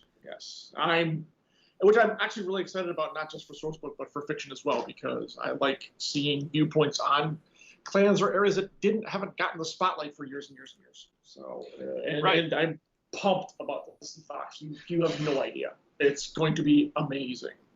Yeah, one of the most fun things that the creative team did behind the scenes when we were talking about getting, into and through IlClan and into the new era, is all of these clans really having an identity crisis. You're talking about an entire warlike population of people that have to redefine who they are. And that, by its very nature, causes friction as various sub-factions within each nationality, for lack of a better term, subculture of the clan culture, has conflict with each other to define themselves. That's normal. When nations are young, they define themselves. And you have all these nations that are warlike that are suddenly going to turn their attentions on each other as well as without. So there's nothing but phenomenal storylines there. And honestly, the previous, decades worth of author content had left us with a library. I think it was 7 pages of plot points that were dangling that were like, we get to pick up. They left all these toys for us to play with. It was really cool. So yeah, you'll see a lot of both. Okay, here. Really been enjoying the push for BattleTech audiobooks. Got any more coming down the pipeline for people new to the setting? I have friends who want to take a break from 40K and want to dive in. Well, okay, so first of all, thank you. Really glad that they've gotten that kind of reception. And honestly, the Great Death Legion books are out there, so point your friends towards that, because that's one of the easiest ways to get into the series. But yes, as a matter of fact, we do have new stuff. And for those who follow WolfNet, I'm recording it tomorrow. It'll probably go up. I think they go up like the next couple days. We'll be talking more in depth about audiobooks there, including the first book of the Blood of Kerensky trilogy, which is being finished right now by a certain narrator who's actually is in the chat somewhere. But I'll be announcing that with a sample of their work tomorrow or for next week, whenever. I'm not sure when WolfNet actually release their podcasts, but that will have a sample of their work, and I'm really, really looking forward to it. Just to clarify, John, you will be on like the next WolfNet podcast. Correct. And you will have a scoop there about the upcoming audiobooks. The Blood of Kerensky. Yes, including a sample of the file that they're going to play. For those who don't know, John, where can they find that podcast? I don't really know. I think if you type in WolfNet in Google, you'll be able to just come up to it. I should have been more prepared for that, but yeah, it's. Forget the podcast. You just look for WolfNet. Pretty much. Yeah. So, yeah, but it'll be recorded. We're recording it tomorrow night. I think it'll go out the next week, so I'm sure they'll probably put the word out, and it shouldn't be hard to find. So, yeah, but I'm very excited. I'm trying to get them out. Unfortunately, someone said, can we lock Trent Sparks in a room and have him just record the entire... Unfortunately, I can't do that because, again, we have over 100 novels, so I have to bring in other narrators at some point. As much as I love Trent and I love the work he's been doing, he'd be doing these for the rest of his life. And I have him locked down to do the run-up to Hour of the Wolf, so he's Divided We Fall should be coming out. I think it should be getting the file set fairly soon, and he's doing the entire run-up for those. But I have to bring in more narrators. If I'm gonna get caught up, I can't just leave it all on his excellent shoulders. So yeah, there will be more, but can't or won't. Yeah, Bonfire of Worlds just recently came out, right? That is the last one he did. Yes, that is the most recent, because that's the start of leading up to Ghostland. Correct. Yeah, that was what, last month? Yeah, I think so. July. Yeah. Yeah, I think it was July. So yes. So. More are coming, but I need to get more of a stable involved and get some more people on that, because Trent can't do it all. As much as everyone loves him, and I do too, don't get me wrong, but there's no way he'll be able to do 100+ books by the time this is said and done. Well, so yes, we don't want to wait for one person to go through them all. We want to have we want them coming out a whole lot faster. Correct. That's the other thing, is it takes too long. Yeah. Yes, 10 clones of him would be delightful. Unfortunately, that's not an option yet. So we're going to have to move forward with what we can do. So yeah, more are coming though. More are coming. You guys have responded terrifically to them. The program is absolutely doing very well, and it's going to be. And at some point, we'll go down to the shrapnels will be available in audio. All the stuff, all the short novels, the anthologies, all of it will be available in audio eventually. So that's a multi-year project. The good news is I have plenty to keep me busy. So there you go. Yeah. Let's see here. Back to the top. 8 years have passed since the one-page destruction of the Nova Cats. Do you plan to cover their fate in more detail? Yep. Glorious amounts of detail. Yes. There you go. Glorious amounts of detail, says Brent. Randall Bill's level of detail, which should tell you something. So there you go. Oh, don't let him. Yeah, very literally. Very. Yeah, I'm not kidding. Yes, we have. Besides the good news is, I think I'm comfortable speaking for him. Randall, not that he ever wanted to be away from writing, but the Foundation trilogy he's been doing has really reignited his love of writing the fiction. So I have him back, which I'm overjoyed at. First of all, for someone who has such encyclopedic knowledge of the IP, it's amazing having him on board. He's jazzed. He loves writing the stuff. I love having him in the stable. It's just been great. So, yeah, more Nova Cats, more Randall Bills, the best of both worlds. Absolutely. In fact, correct me if I'm wrong, but I thought he actually he got the bug for the Nova Cats and had already started working on the next piece of fiction to tell that story. Yes. Oh, that stuff kind of bumped after his Tekken story, when he wrote that, put that one down, and it kind of reignited that. Yeah, you're right, Brent. Absolutely. Yeah, he already had that one in the works. Yeah. There's so many cool stories that are kind of come out of that. There were awesome plot points that are going to be very cool. Yeah. Snord products from Blaine are coming when? I think I might be the hold up on that one because of the story he's written, and I need to get that. John did it. John did it. That's the end of it right there. John did it. It's John's fault. Go yell at him on Twitter. When will then be now? Soon.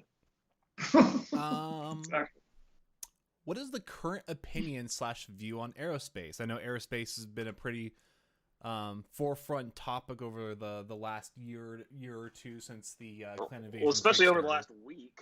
Yeah, over the last week once the Shalom got leaked. Oh, the Shalom getting leaked. That was so upsetting. Yeah. Company. Yeah. So, Ray, you want to take that one? It's really general of a question. What do pretty much everybody in BattleTech, but I don't think that really answers the question. As it stands right now, there are a lot of ways in the tabletop to integrate aerospace. We have the battlefield support rules. We have the simplified rules in strategic operations, and our new revised strategic operations. I don't know if it had been released yet. If not, it's coming out soon, which has been stripped down. So it's all aerospace, space combat, and so on. And so those rules are in there. You have the playing directly on the BattleTech maps. You have separate Aerotech games that you can play. So we have a lot of support right now for aerospace. If you have a more specific way to phrase that question, I can answer more specifically. I know one of the things that was tossed around in the comments discussion thread after the Shalom got leaked was, is the next Kickstarter going to be Aerotech? Nope. I can answer it. Yeah, it will not. Aerotech is not going to be the next Kickstarter for BattleTech. The Shalom was just something fun that we did for how awesome the Kickstarter was, and it was such a perfect seminal moment for the clan invasion. We just didn't feel like, especially Randall, just didn't feel like we could do a clan invasion themed anything without including Tyra Miraborg and their Shalom. Poor Randall slaved away on that thing like for hours. Oh, yeah. And days and weeks. I will admit that Randall really fought hard to get that in Kickstarter, and I fought against it. And I fought against it because of all the questions that are coming up now. And, there's plenty of people that don't hear any of this or actually read his notes on the Kickstarter announcement or any of that and form all kinds of opinions and conspiracy theories and all that. And that's why I fought against it. But what I love is it's not just, here's a neat moment from the clan invasion. It is literally symbolic of this stopped the clan invasion cold. This is how we end the clan invasion Kickstarter. That I do think is brilliant. And ultimately, that's why I gave up fighting.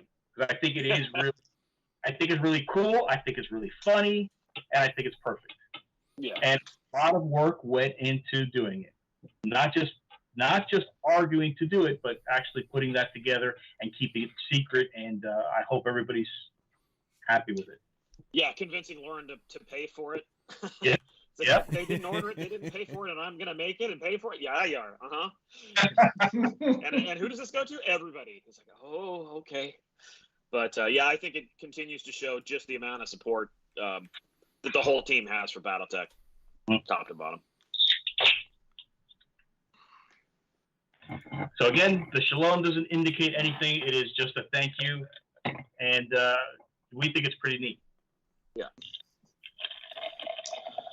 Spotlight All right. and Milestone series are coming out when, or are they discontinued?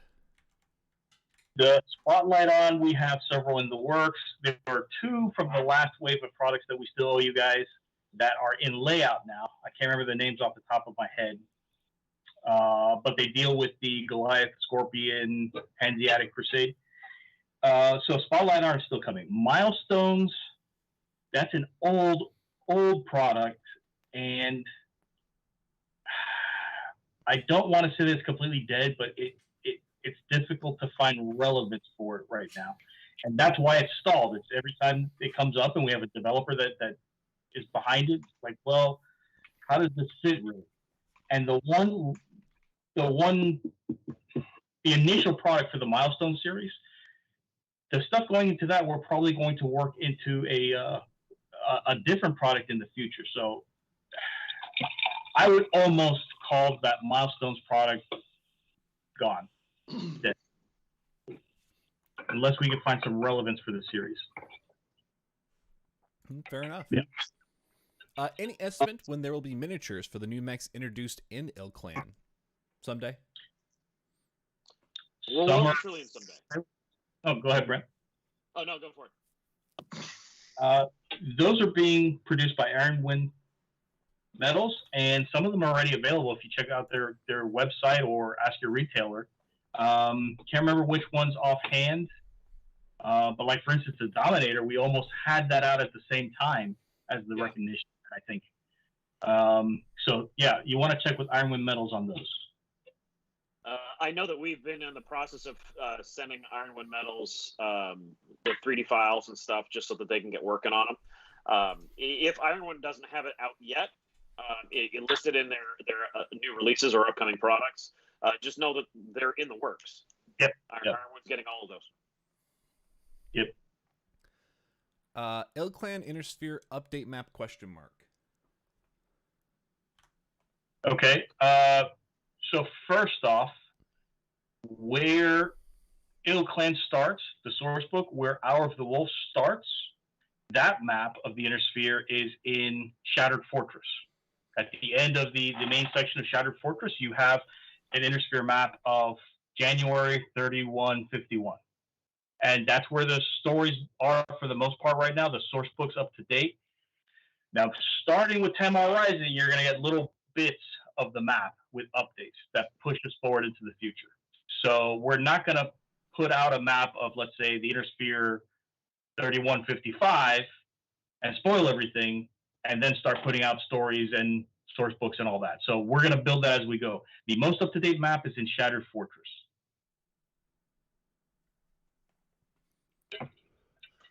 Are there any plans to add full sheets for the mech/vehicle variants mentioned in TRO 3145 to 3150? New tech, new units that to date have not been released. Example, the Orion C.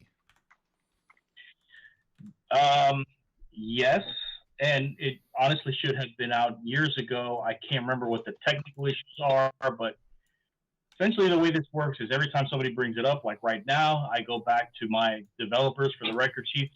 I'm like, what gives, guys? We need to put this out, and some work is done, and they run into some hurdles. So as soon as we can, we will put those out, make those available. Is CGL going to increase the quantity of BattleTech mechs and vehicles for sale in the future? We just did. We just did. Yeah. Was the question quality? No, quantity. Just quantity. Quantity. Quantity. Okay. We have how much sitting in how much do we have sitting up in our warehouse? Like an absurd, a crazy amount? Yeah. Yeah. Once this is released publicly, this Wave 2 stuff, we're talking about going, make miniatures to here's 100. So let us breathe a little bit, and maybe you'll see some more after that. But go out and buy these and show us you want more. Just how do you keep your lore straight when trying to do source books and novels at the same time? Answer? We don't. Yeah. And Lots so of we go back and forth with each other in editing stages, going, "Wait a minute, did we do this already? Oh, darn it!" lots of to get from there to here. lots of conversations and a really good fact check team. That's how it happens. Yes. Yeah, I like this. Bishop's is alcohol. Somebody else's Well, fact checkers. That's the unspoken third leg is copious amounts of yeah. It's 1,000 years of future history. Now we're going on 1,150. So it is a little crazy. It's a little crazy. Yeah, we just chain Ray to his desk and don't let him get up so that he can try to keep it all straight for everybody else. Indeed. How often do you design new mechs for older eras, if at all, and how do you integrate them after decades of them being absent? Very rarely. It's and very always hard. Mhm. It's actually a good point where a lot of people are like, why don't you go back and create mechs for this part of the story? And it's really because the world already has so much there at that moment that it would be excruciatingly hard to incorporate a mech that would be really fun to have in a specific era from the older sources, but it's already filled with so much information that yeah, there's be so hard to put something in there. The two issues there is if we're talking about eras that played on screen, like anything for Succession War on, if we introduce something new, why was it in any of the numerous source books or stories? It doesn't work. Right. Anything before there, we can play around it. But the other issue is that because of the game, technology doesn't become obsolete. So you could create something that happened, came along in the second Succession War, right? But then you have to explain, why doesn't it still exist? I mean, a medium laser is a medium laser and it has medium lasers. Why is this design defunct? And you can't explain it. I think the biggest one we had issues with was the Woodsman. If you take a look at this predecessor to the Mad Cat, and it's perfectly fine, why would they have ditched it? And this is what you run into. So you have to be careful when filling those holes. You have stuff like the other heated one are the Star League Royal designs that we could kind of get away with by saying, well, they existed and now they don't because of the technology that went away specifically with the SLDF. But even then you have people that say, well, we would have gotten hints of it and we didn't, and it doesn't work. And so it's very difficult, and we rarely do it. I think the most recent we made a Thunderbolt design, a Capellan Thunderbolt design that was sort of an in-between two existing models. So it's easy enough to sort of explain away a moment in the sun and then was superseded. The technology was lost. So hope that answers that question.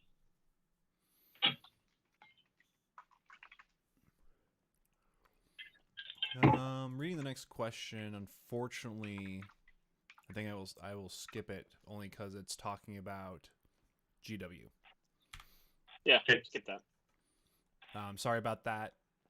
We have signed a contract in blood to Lauren about GW. If you do have significant time to jump to say like 400 or 500 years, which allows for significant changes to the rule system and technology, while still maintaining continuity, what would you do or change?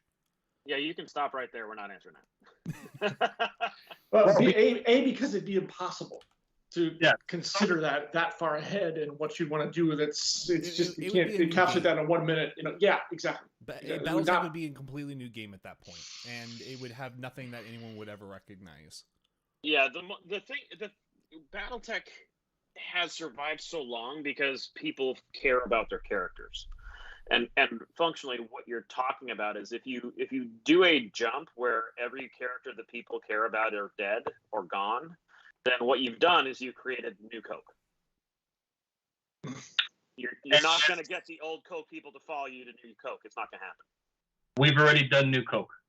Yeah. Dark Age happened, and it took 10 years to unravel all the problems, and yeah. Yep. So unfortunately, we don't really entertain the idea anymore about doing mass jumps in time because it wouldn't be the same. Well, Dark Age kind of prove the resistance to that, first of all. And I tend to agree, to be quite honest. It's just not, there's no compelling reason to do that as far as I can tell. Here's a couple of good ones. Any chance of seeing maps that take place in a more real world places like housing, subdivision, city, etc.? That's a great question. Admittedly, buildings have always been difficult because we live in a hex-based map gameplay world, and buildings don't always shape themselves accordingly. So we have been slowly introducing buildings and things over the course of what we've been doing since relaunching the map line. And after 40 plus maps, we've definitely had some success there, but we also recognize there are still some things that doing buildings are not necessarily easy. Now, with that said, the next main map set that we are doing is cities. So we are going to be doing cities, and we do plan to continue introducing more and more of those in there, because you're right. A lot of times battles happen in cities. A lot of times battles happen over human developments, subdivisions, bases, things like that. So you will continue to see that in a variety of different ways delivered. So yeah, it's happening. It's already in the works. What are the main lessons that we learned from the Kickstarter? I think everyone's got a little bit of a different thing. I mean, we were all following the Kickstarter for a long time before we finally started to burn into our own separate projects. If Lauren was here, he'd say that he would never probably again do as many shirts. Oh man, those shirts cause so many problems. Yeah. Oof. And honestly, dice too. At least the shirts we were able to overcome. The dice, yeah. No, I think the biggest single most important thing that happened is that the BattleTech team was saying the fans are out there, the game is still alive and thriving, we just have to meet the demand. And the success of the Kickstarter showed that the fans are out there, BattleTech is still alive and thriving, and they will absolutely come out of the woodwork and rally behind product if you deliver quality product to meet the demand. And make sure that it is designed and packaged in a way that is retailer friendly so that retailers as well can get behind it. Because we did so much effort, research and stuff working with retailers on, like, okay, let's take the previous introductory box set and actually what to do with that, because we had so many retailers saying you need to cut this up, make it into smaller products and stuff. And so the success that you all are seeing of from the beginner box and the Game of Honor Combat, that's the foundation. And that is what helped to make all the success we saw in the Kickstarter possible. So yeah. I think. Oh, go ahead, Ray. No, I was just going to say, as far as that, I think we learned to be more realistic about our development and production capabilities, and what the goal should be. I'm not saying this is what's happening, but what the goal should be is be great to do 2 little Kickstarters a year instead of a Kickstarter that takes 2 years to get through and deliver. So it was big. It was big, big, big. I think we also learned that brainstorming sessions at 11:30 on day 7 of the Kickstarter for what other expansion things we can add to the add-ons are not a good idea. Oh man, me and Lauren and Randall stayed up day 1 when the Kickstarter just started skyrocketing, and me, Lauren, and Randall sat there like, we don't have enough stretch goals. We stayed up until like 4 in the morning watching the numbers and having to draft new ideas on the fly. That sucked.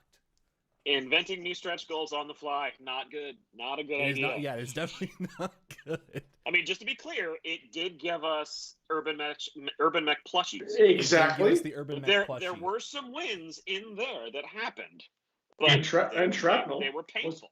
Was a later add-on that has proven extremely successful. So yeah.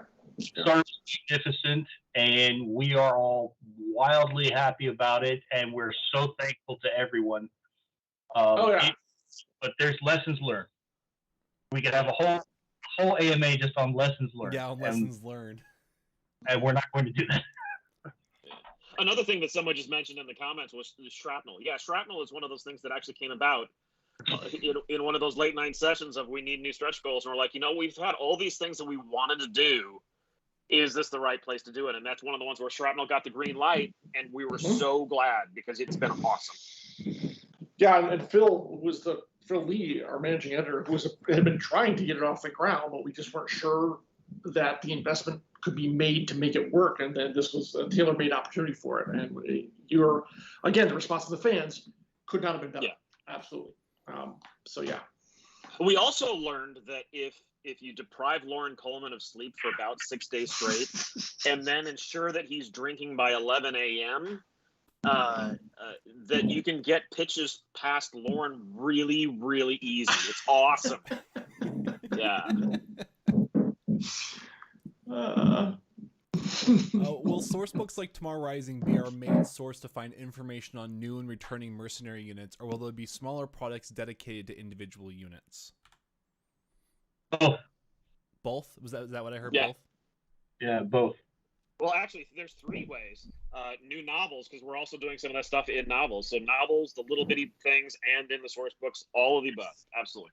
So how about this for the answer? There isn't going to be some index you could refer to. You have to just go through all the different types of BattleTech products, and you're going to see mercenaries, new ones, all ones that you haven't heard from in a while, and unlike the Grey Death that are completely reconstituted. Yep. Are there plans to continue making new redesigned plastics outside of the Kickstarter? Oh, you mean like the Black Knight and the Stormcrow? Not sure. The rest of the question follows up with some classic mechs have appeared in the Retcon guys that didn't make the Kickstarter. Do we have to wait for another Kickstarter 2.0 for these to happen? There was a similar question. The answer again is this Kickstarter was great. The miniatures are doing great. So, connect the dots. For Ill Clan, why was the ending changed, assuming the original art Stone versus Alaric was it? Ooh, that's a great question. Oh, I can tackle that one. Okay. I actually saw that one for a while. There were a couple interesting Ill Clan questions. First of all, so again, and I'll say this every time it comes up, and as Brent already alluded, actually stated plainly, Hour of the Wolf had a lot of heavy lifting to do to clear us out of the Dark Age era and into the Yokon era. And there were multiple drafts of revisions, and Blaine and the entire team worked on that book in a Herculean effort. And certain aspects were modified, you are correct, but they were all for, again, an organic that came out of the story we were telling. And the biggest reason, quite honestly, was that Alaric didn't want to make Stone a martyr. First of all, beating up on a 120-year-old guy in a mech, I don't care what mech you are, where Alaric's Alaric and Stone is Stone at that point. And that ties into another question someone asked about the cryo burn, the cryo degeneration. Well, there were narrative reasons for that as well. But he did not want to give the Republic, even though they were going to be conquered, any kind of symbol to rally around, pure and simple. So meeting him on the field of combat, it was much more of a, what's the word I'm looking for? Not socio, but a military win to have him bend the knee and show him actually bending the knee and surrendering. That's much more take the fight out of the rest of the Republic, ensure there were no other splinter groups that were going to try to come out and try to struggle on. Your figurehead is gone. And by the way, not killed in battle. He had to surrender. I made him surrender to me. So it was a very calculated effort on Ward to bring him to that point instead of having the trial of, trial possession or whatever. Because Alaric is a wolf, but is not a wolf. And that was all the way back in Bonfire of Worlds. We made that very clear. That's I'll use the wolf ways when they serve me, and when they don't, I won't. And we've tried to keep him true to that vision. And that was just one way of him doing it. Plus, why have a Republic person beating a trial? That's a clan thing. So there are several reasons as to why the story was changed in the way it was changed. And there's just a few of them. I could give a sort of a production-oriented answer there, and that is until it's on paper, stories change constantly. And the issue here is simply that this is a story that we wanted to get to. I believe it was first announced maybe a decade ago. And we were pushing the edge of this story, trying to get to it for about a decade. So, of course, we telegraphed some things which would change as the story was still being developed. It's unfortunate, but look, Tolkien rewrote, or I should say, edited The Hobbit after Lord of the Rings came out. It didn't quite work anymore, and he had to go back and tweak something. So, it changed. It's not really a big deal. It happens. It's just everyone caught a glimpse of some directions that we didn't take. Yeah, it was really fun. The core of the answer, as John and Ray alluded to, is its story. Ultimately, it came down to, can we make the story better? For anybody who's had the Writing 101 course knows there's an author mantra of never be afraid to murder your darlings. And this was one of those things where, well, we already have the cover, so we can't change the ending. We're like, no, we can absolutely change the ending. That there are no darlings that are too great to be murdered for the sake of a better story. And that's what it came down to. Ultimately, it's like, is this compelling? Is this battle really the way we want to end it? And every one of us agreed, like, yeah, I don't care who you are, a top of the line warrior beating the snot out of a 120-year-old guy. I don't care who the 120-year-old guy is. I'm not impressed. It wasn't going to be a compelling battle. Yeah, there was a better story to be had there, told a different way. And so, yeah, it was really interesting watching the creating of that. And honestly, the decision to not care one whit whether we already had a cover or not, and to go with the better story, that was very refreshing to see that nobody flinched. Nobody had any question whatsoever. Like, oh yeah, go for the better story. Now, arguing over what the better story was and how it would all play out, that was actually really fun to be a part of. And Ray and I drank lots of Fireball. Who the hell wrote in the second Succession War sourcebook? There's an Exarch in 3250. What the hell, guys? Jeez. Eddie wrote it.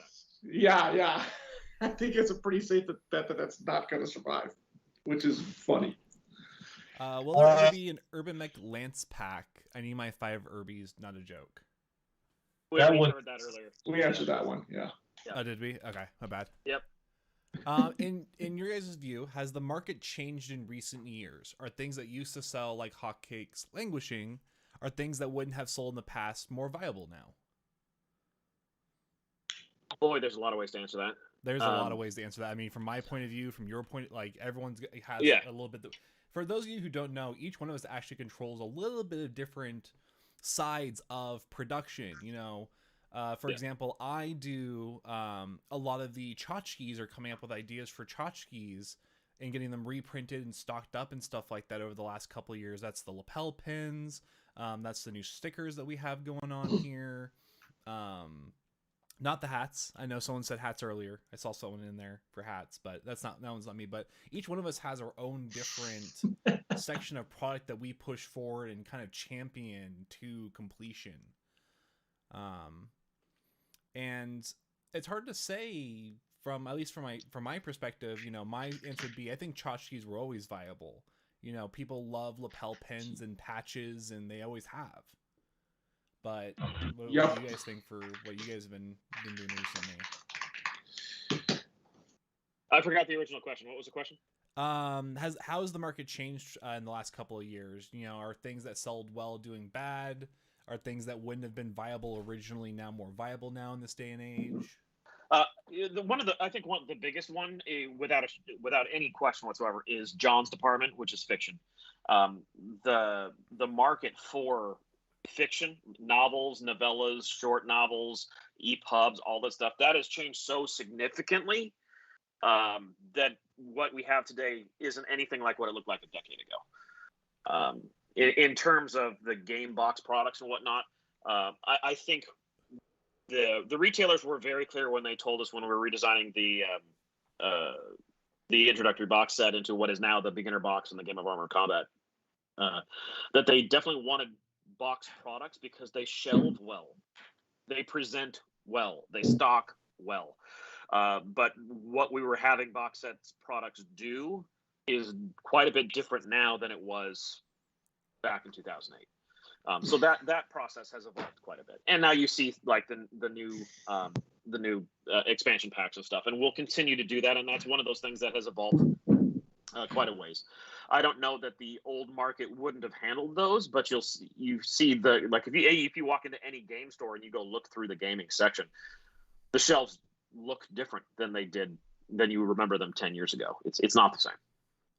So, but yeah, the expansion of PDF products for small things, entire electronic PDF lines, those are amazing because those are things that never were big enough to justify enough revenue to actually become profitable. So that's been pretty awesome. Yeah, and the technology has really changed over the last 10 years. That we have finally started dipping our toes into. That has really changed what we've been kind of allowed to do in terms of the different mediums that, you know, BattleTech and Catalyst in general have been able to utilize over the years. I mean, lapel pins, for example, those only started like 5 years ago, and that was only because we finally found somebody who could do them for a price in the States, because there was just no good way to get them. Yeah. All right. Next question. Yep. Now that we've hit Ilklan, will the story pick up the pace again going forward, or will we be fleshing out this current era more? Let's say the next 10 to 20 years in game as Ilklan. Yeah, we're going to be fleshing it out. Right now we're in the reaction phase of what has happened as it ripples kind of out across the sphere. So that's going to keep us busy for a while then. But yeah, you know, eventually the bigger moves are going to start being made, but that's down the road. Yeah, one thing that's interesting is that a lot of people don't realize how much of the speed of the delivery during the Jihad era was impacted by functionally the death of the normal bookstores, like Borders. The struggles that Barnes & Noble has had, just the nuance of the book publishing houses in New York. The whole industry kind of got turned on its ear, and that's why for a while during the Dark Age era, fiction and novels were not driving the line. We had to rely on source books to do that because the industry that delivered those books went through a very brutal painful time. And ultimately, that's why that era, the pacing on its delivery was unusual. But now that we have fiction content being delivered through a wide variety of different vehicles and flowing better than ever before, and the wheels are back on all the various carts in the caravan, then yeah, the stuff will be coming out a lot faster than you saw in the previous era. Ray, you agree? Yeah, that covers that. There is also the issue of setting, which is something I've talked about before. All these eras, they were a distinct setting, but we want to make sure that there's some stability to the setting, so that we have a place for people to play games and create and read stories, and we don't want to outpace that. We don't want to rush to here's the next big thing and totally disrupt that space for people to do things, to create. Now, of course, we have all our old eras. We go back and play in those. We tell stories in those. But what we have in the forefront right now, the Ilklan era, we're not looking to next year do the next big thing.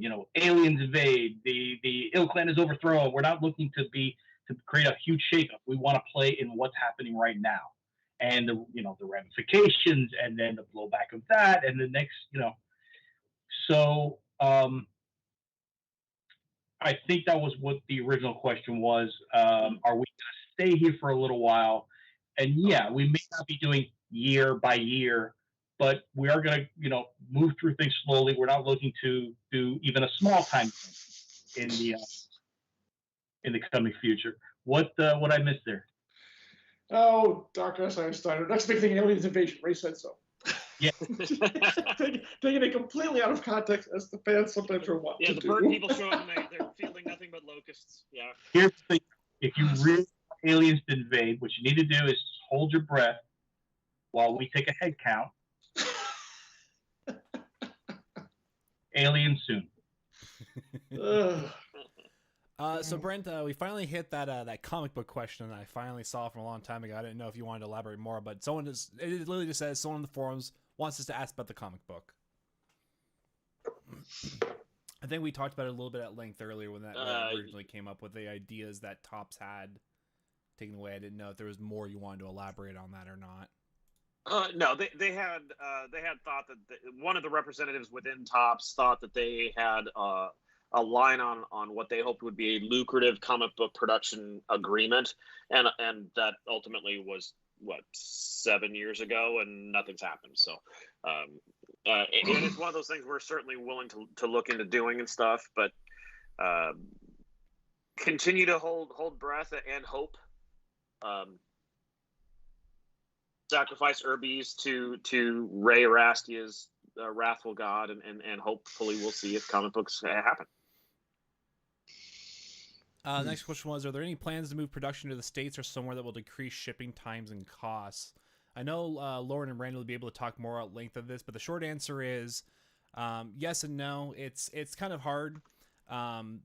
Realistically, there are not many places in the States that can do plastic miniatures, if hardly any at all. Well, Dude. Yeah, well is the answer here. There are not options in the States. Yeah. It don't say that it's hard. That's not possible. Yeah, it exist. You have to stress it. If you're trading the production cost or the shipping cost of time, it's not equitable at all. Yeah. I don't know why everyone insists that it's just that we haven't, it's because we don't want to. And it's not a matter of, you're just trying to save 15%. No, literally, there isn't one. It doesn't exist. There is no option to use within the States that's producing them that can produce in the quality and the quantity that we're doing. Even if we increase the price by 5 times, you still would not be. That does not exist. There is not an option. Yeah, there's no plastic manufacturer here in the States. So it's not like we can just look and go find someone, and for some reason we're being too picky. No, that's not the idea. The honest truth is that entire segment of the industry died long ago. It doesn't happen. The only U.S. manufacturers in plastics are ones that do it in-house for their own companies, and that's it. There are not options. So overseas is a reality we continue to need to deal with, and we'll need to do so for quite a while. Now, granted, that's not the same for things like the books that we do occasionally. Some of those are done here with. Books and plastic minis, two totally different topics. It's depending on the product, but I'm assuming this question is more related to the miniature side of things, and it's just not possible here in the States. Yeah. Well, honestly, I actually speak to that really quickly. Just on the book side of things, printing has gotten. I couldn't have a backlist in print if Amazon, to be bluntly honest, if Amazon didn't exist. Ebooks, sure, ebook all day long, but you guys could not order those books that you're ordering and hopefully enjoying if they didn't do POD. Because couldn't make the numbers work. There's just no way. So it's been advantageous for the fiction line in a big way for us. But that doesn't go across the whole gamut of production is the problem.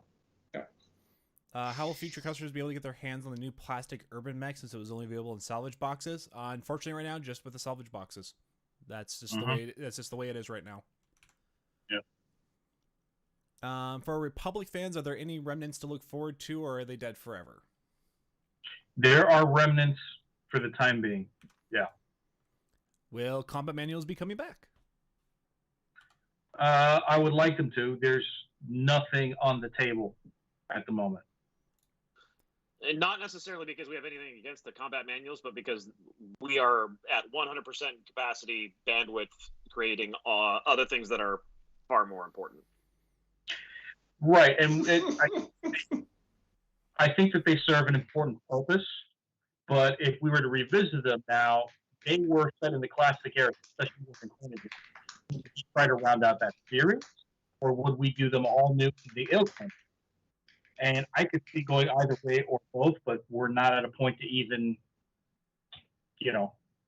make a push for that. Let's skip that question. It's about the periphery. We've talked a lot about the periphery over the last several AMAs.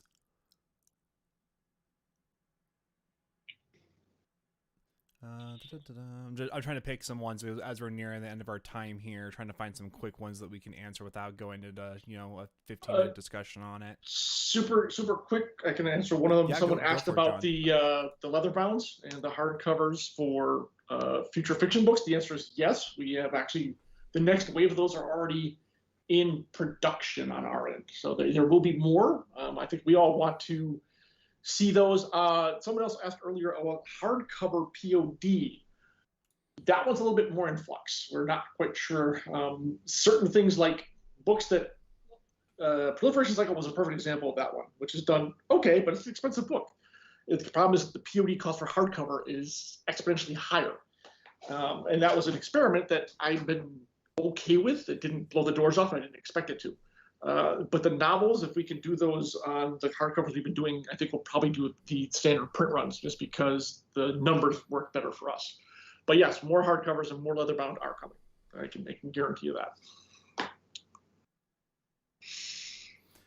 Would you ever consider scenario books from Mech Warrior Destiny to help lore noobs create stories for the RPG side of BattleTech? Yeah, there's been a lot of Destiny questions throughout this. I think, Ray, if you've got an answer for that, would be a good thing.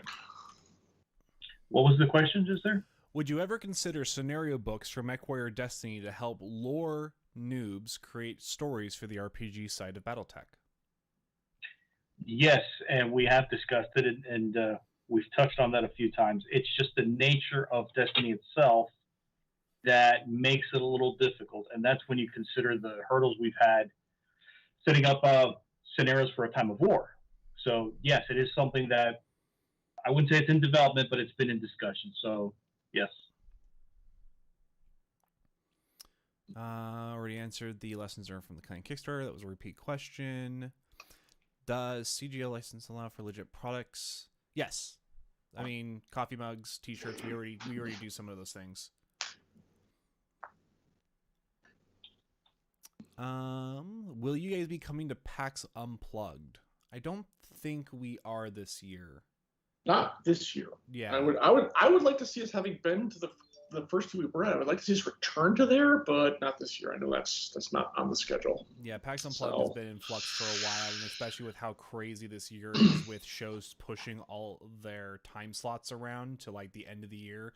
Just PAX Unplugged is just unfeasible due to manpower at that point. What was that, Ray? Which one is Unplugged? That's the one in the Philadelphia. Philadelphia. Okay, yeah. Now, love being in Philly and going and seeing the city while we're there and having fun talking to people at the Unplugged, but we just aren't gonna have the manpower and the mental capacity to juggle so many shows at the end of the year, which is where everyone pushed their show to. Right. Legends, Gen Con, Dragon Con, they all pushed to like September, October. Yeah, we're doing West though, right? Yes, we are. We will be at PAX West though, but that's only because it's right in our backyard. You know, a huge majority of us live on the West Coast, so it's only like a 30 or 40-minute drive away.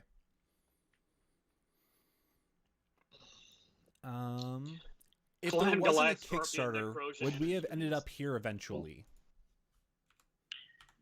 I think it's a really good one to end on. Not sure how you even take that question. No, I can answer that one, and the answer is probably not. I'm not going to say a definite no. I'm going to say probably not, because the Kickstarter, it's like Brent said. I'm going to piggyback on what he said. That it showed the fan base was still there. It showed you guys would still come out for quality merchandise, quality items, quality stuff. We'd probably be along this path, but we'd be a lot slower. I think that is, if it hadn't happened, many more years. I agree with you, John. Yeah. It just that influx of what we got from the Kickstarter helped us supercharge and move forward much more quickly than I think we could have otherwise. That's going to be the short answer. Talon, can you reread the question exactly? If there wasn't a Kickstarter, which means the clan invasion, would we have ended up here eventually? Eventually. Right. Yes. I think there would be a lot less products. The thing is that where we are now, what we've done is what we've been wanting to do for a long while. But on the other hand, Kickstarter was always part of that plan. So, yeah.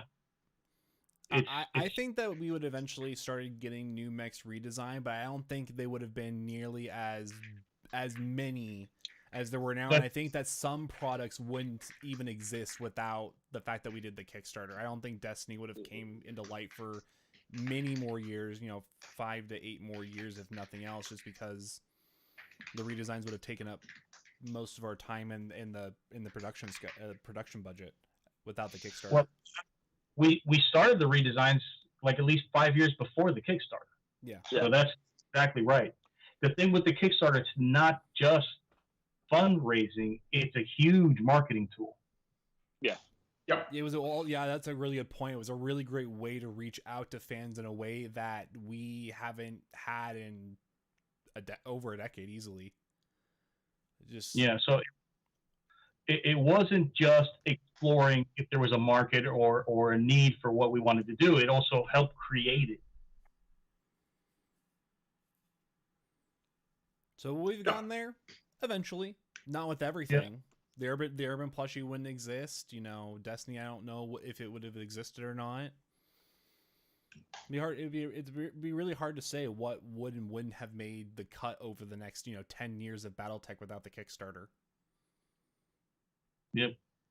Yeah, things came out a lot faster, and a lot of things that we had wanted to do, but which just didn't make it to the top of the priority list, actually got the green light because of this. Shrapnel's being the perfect example.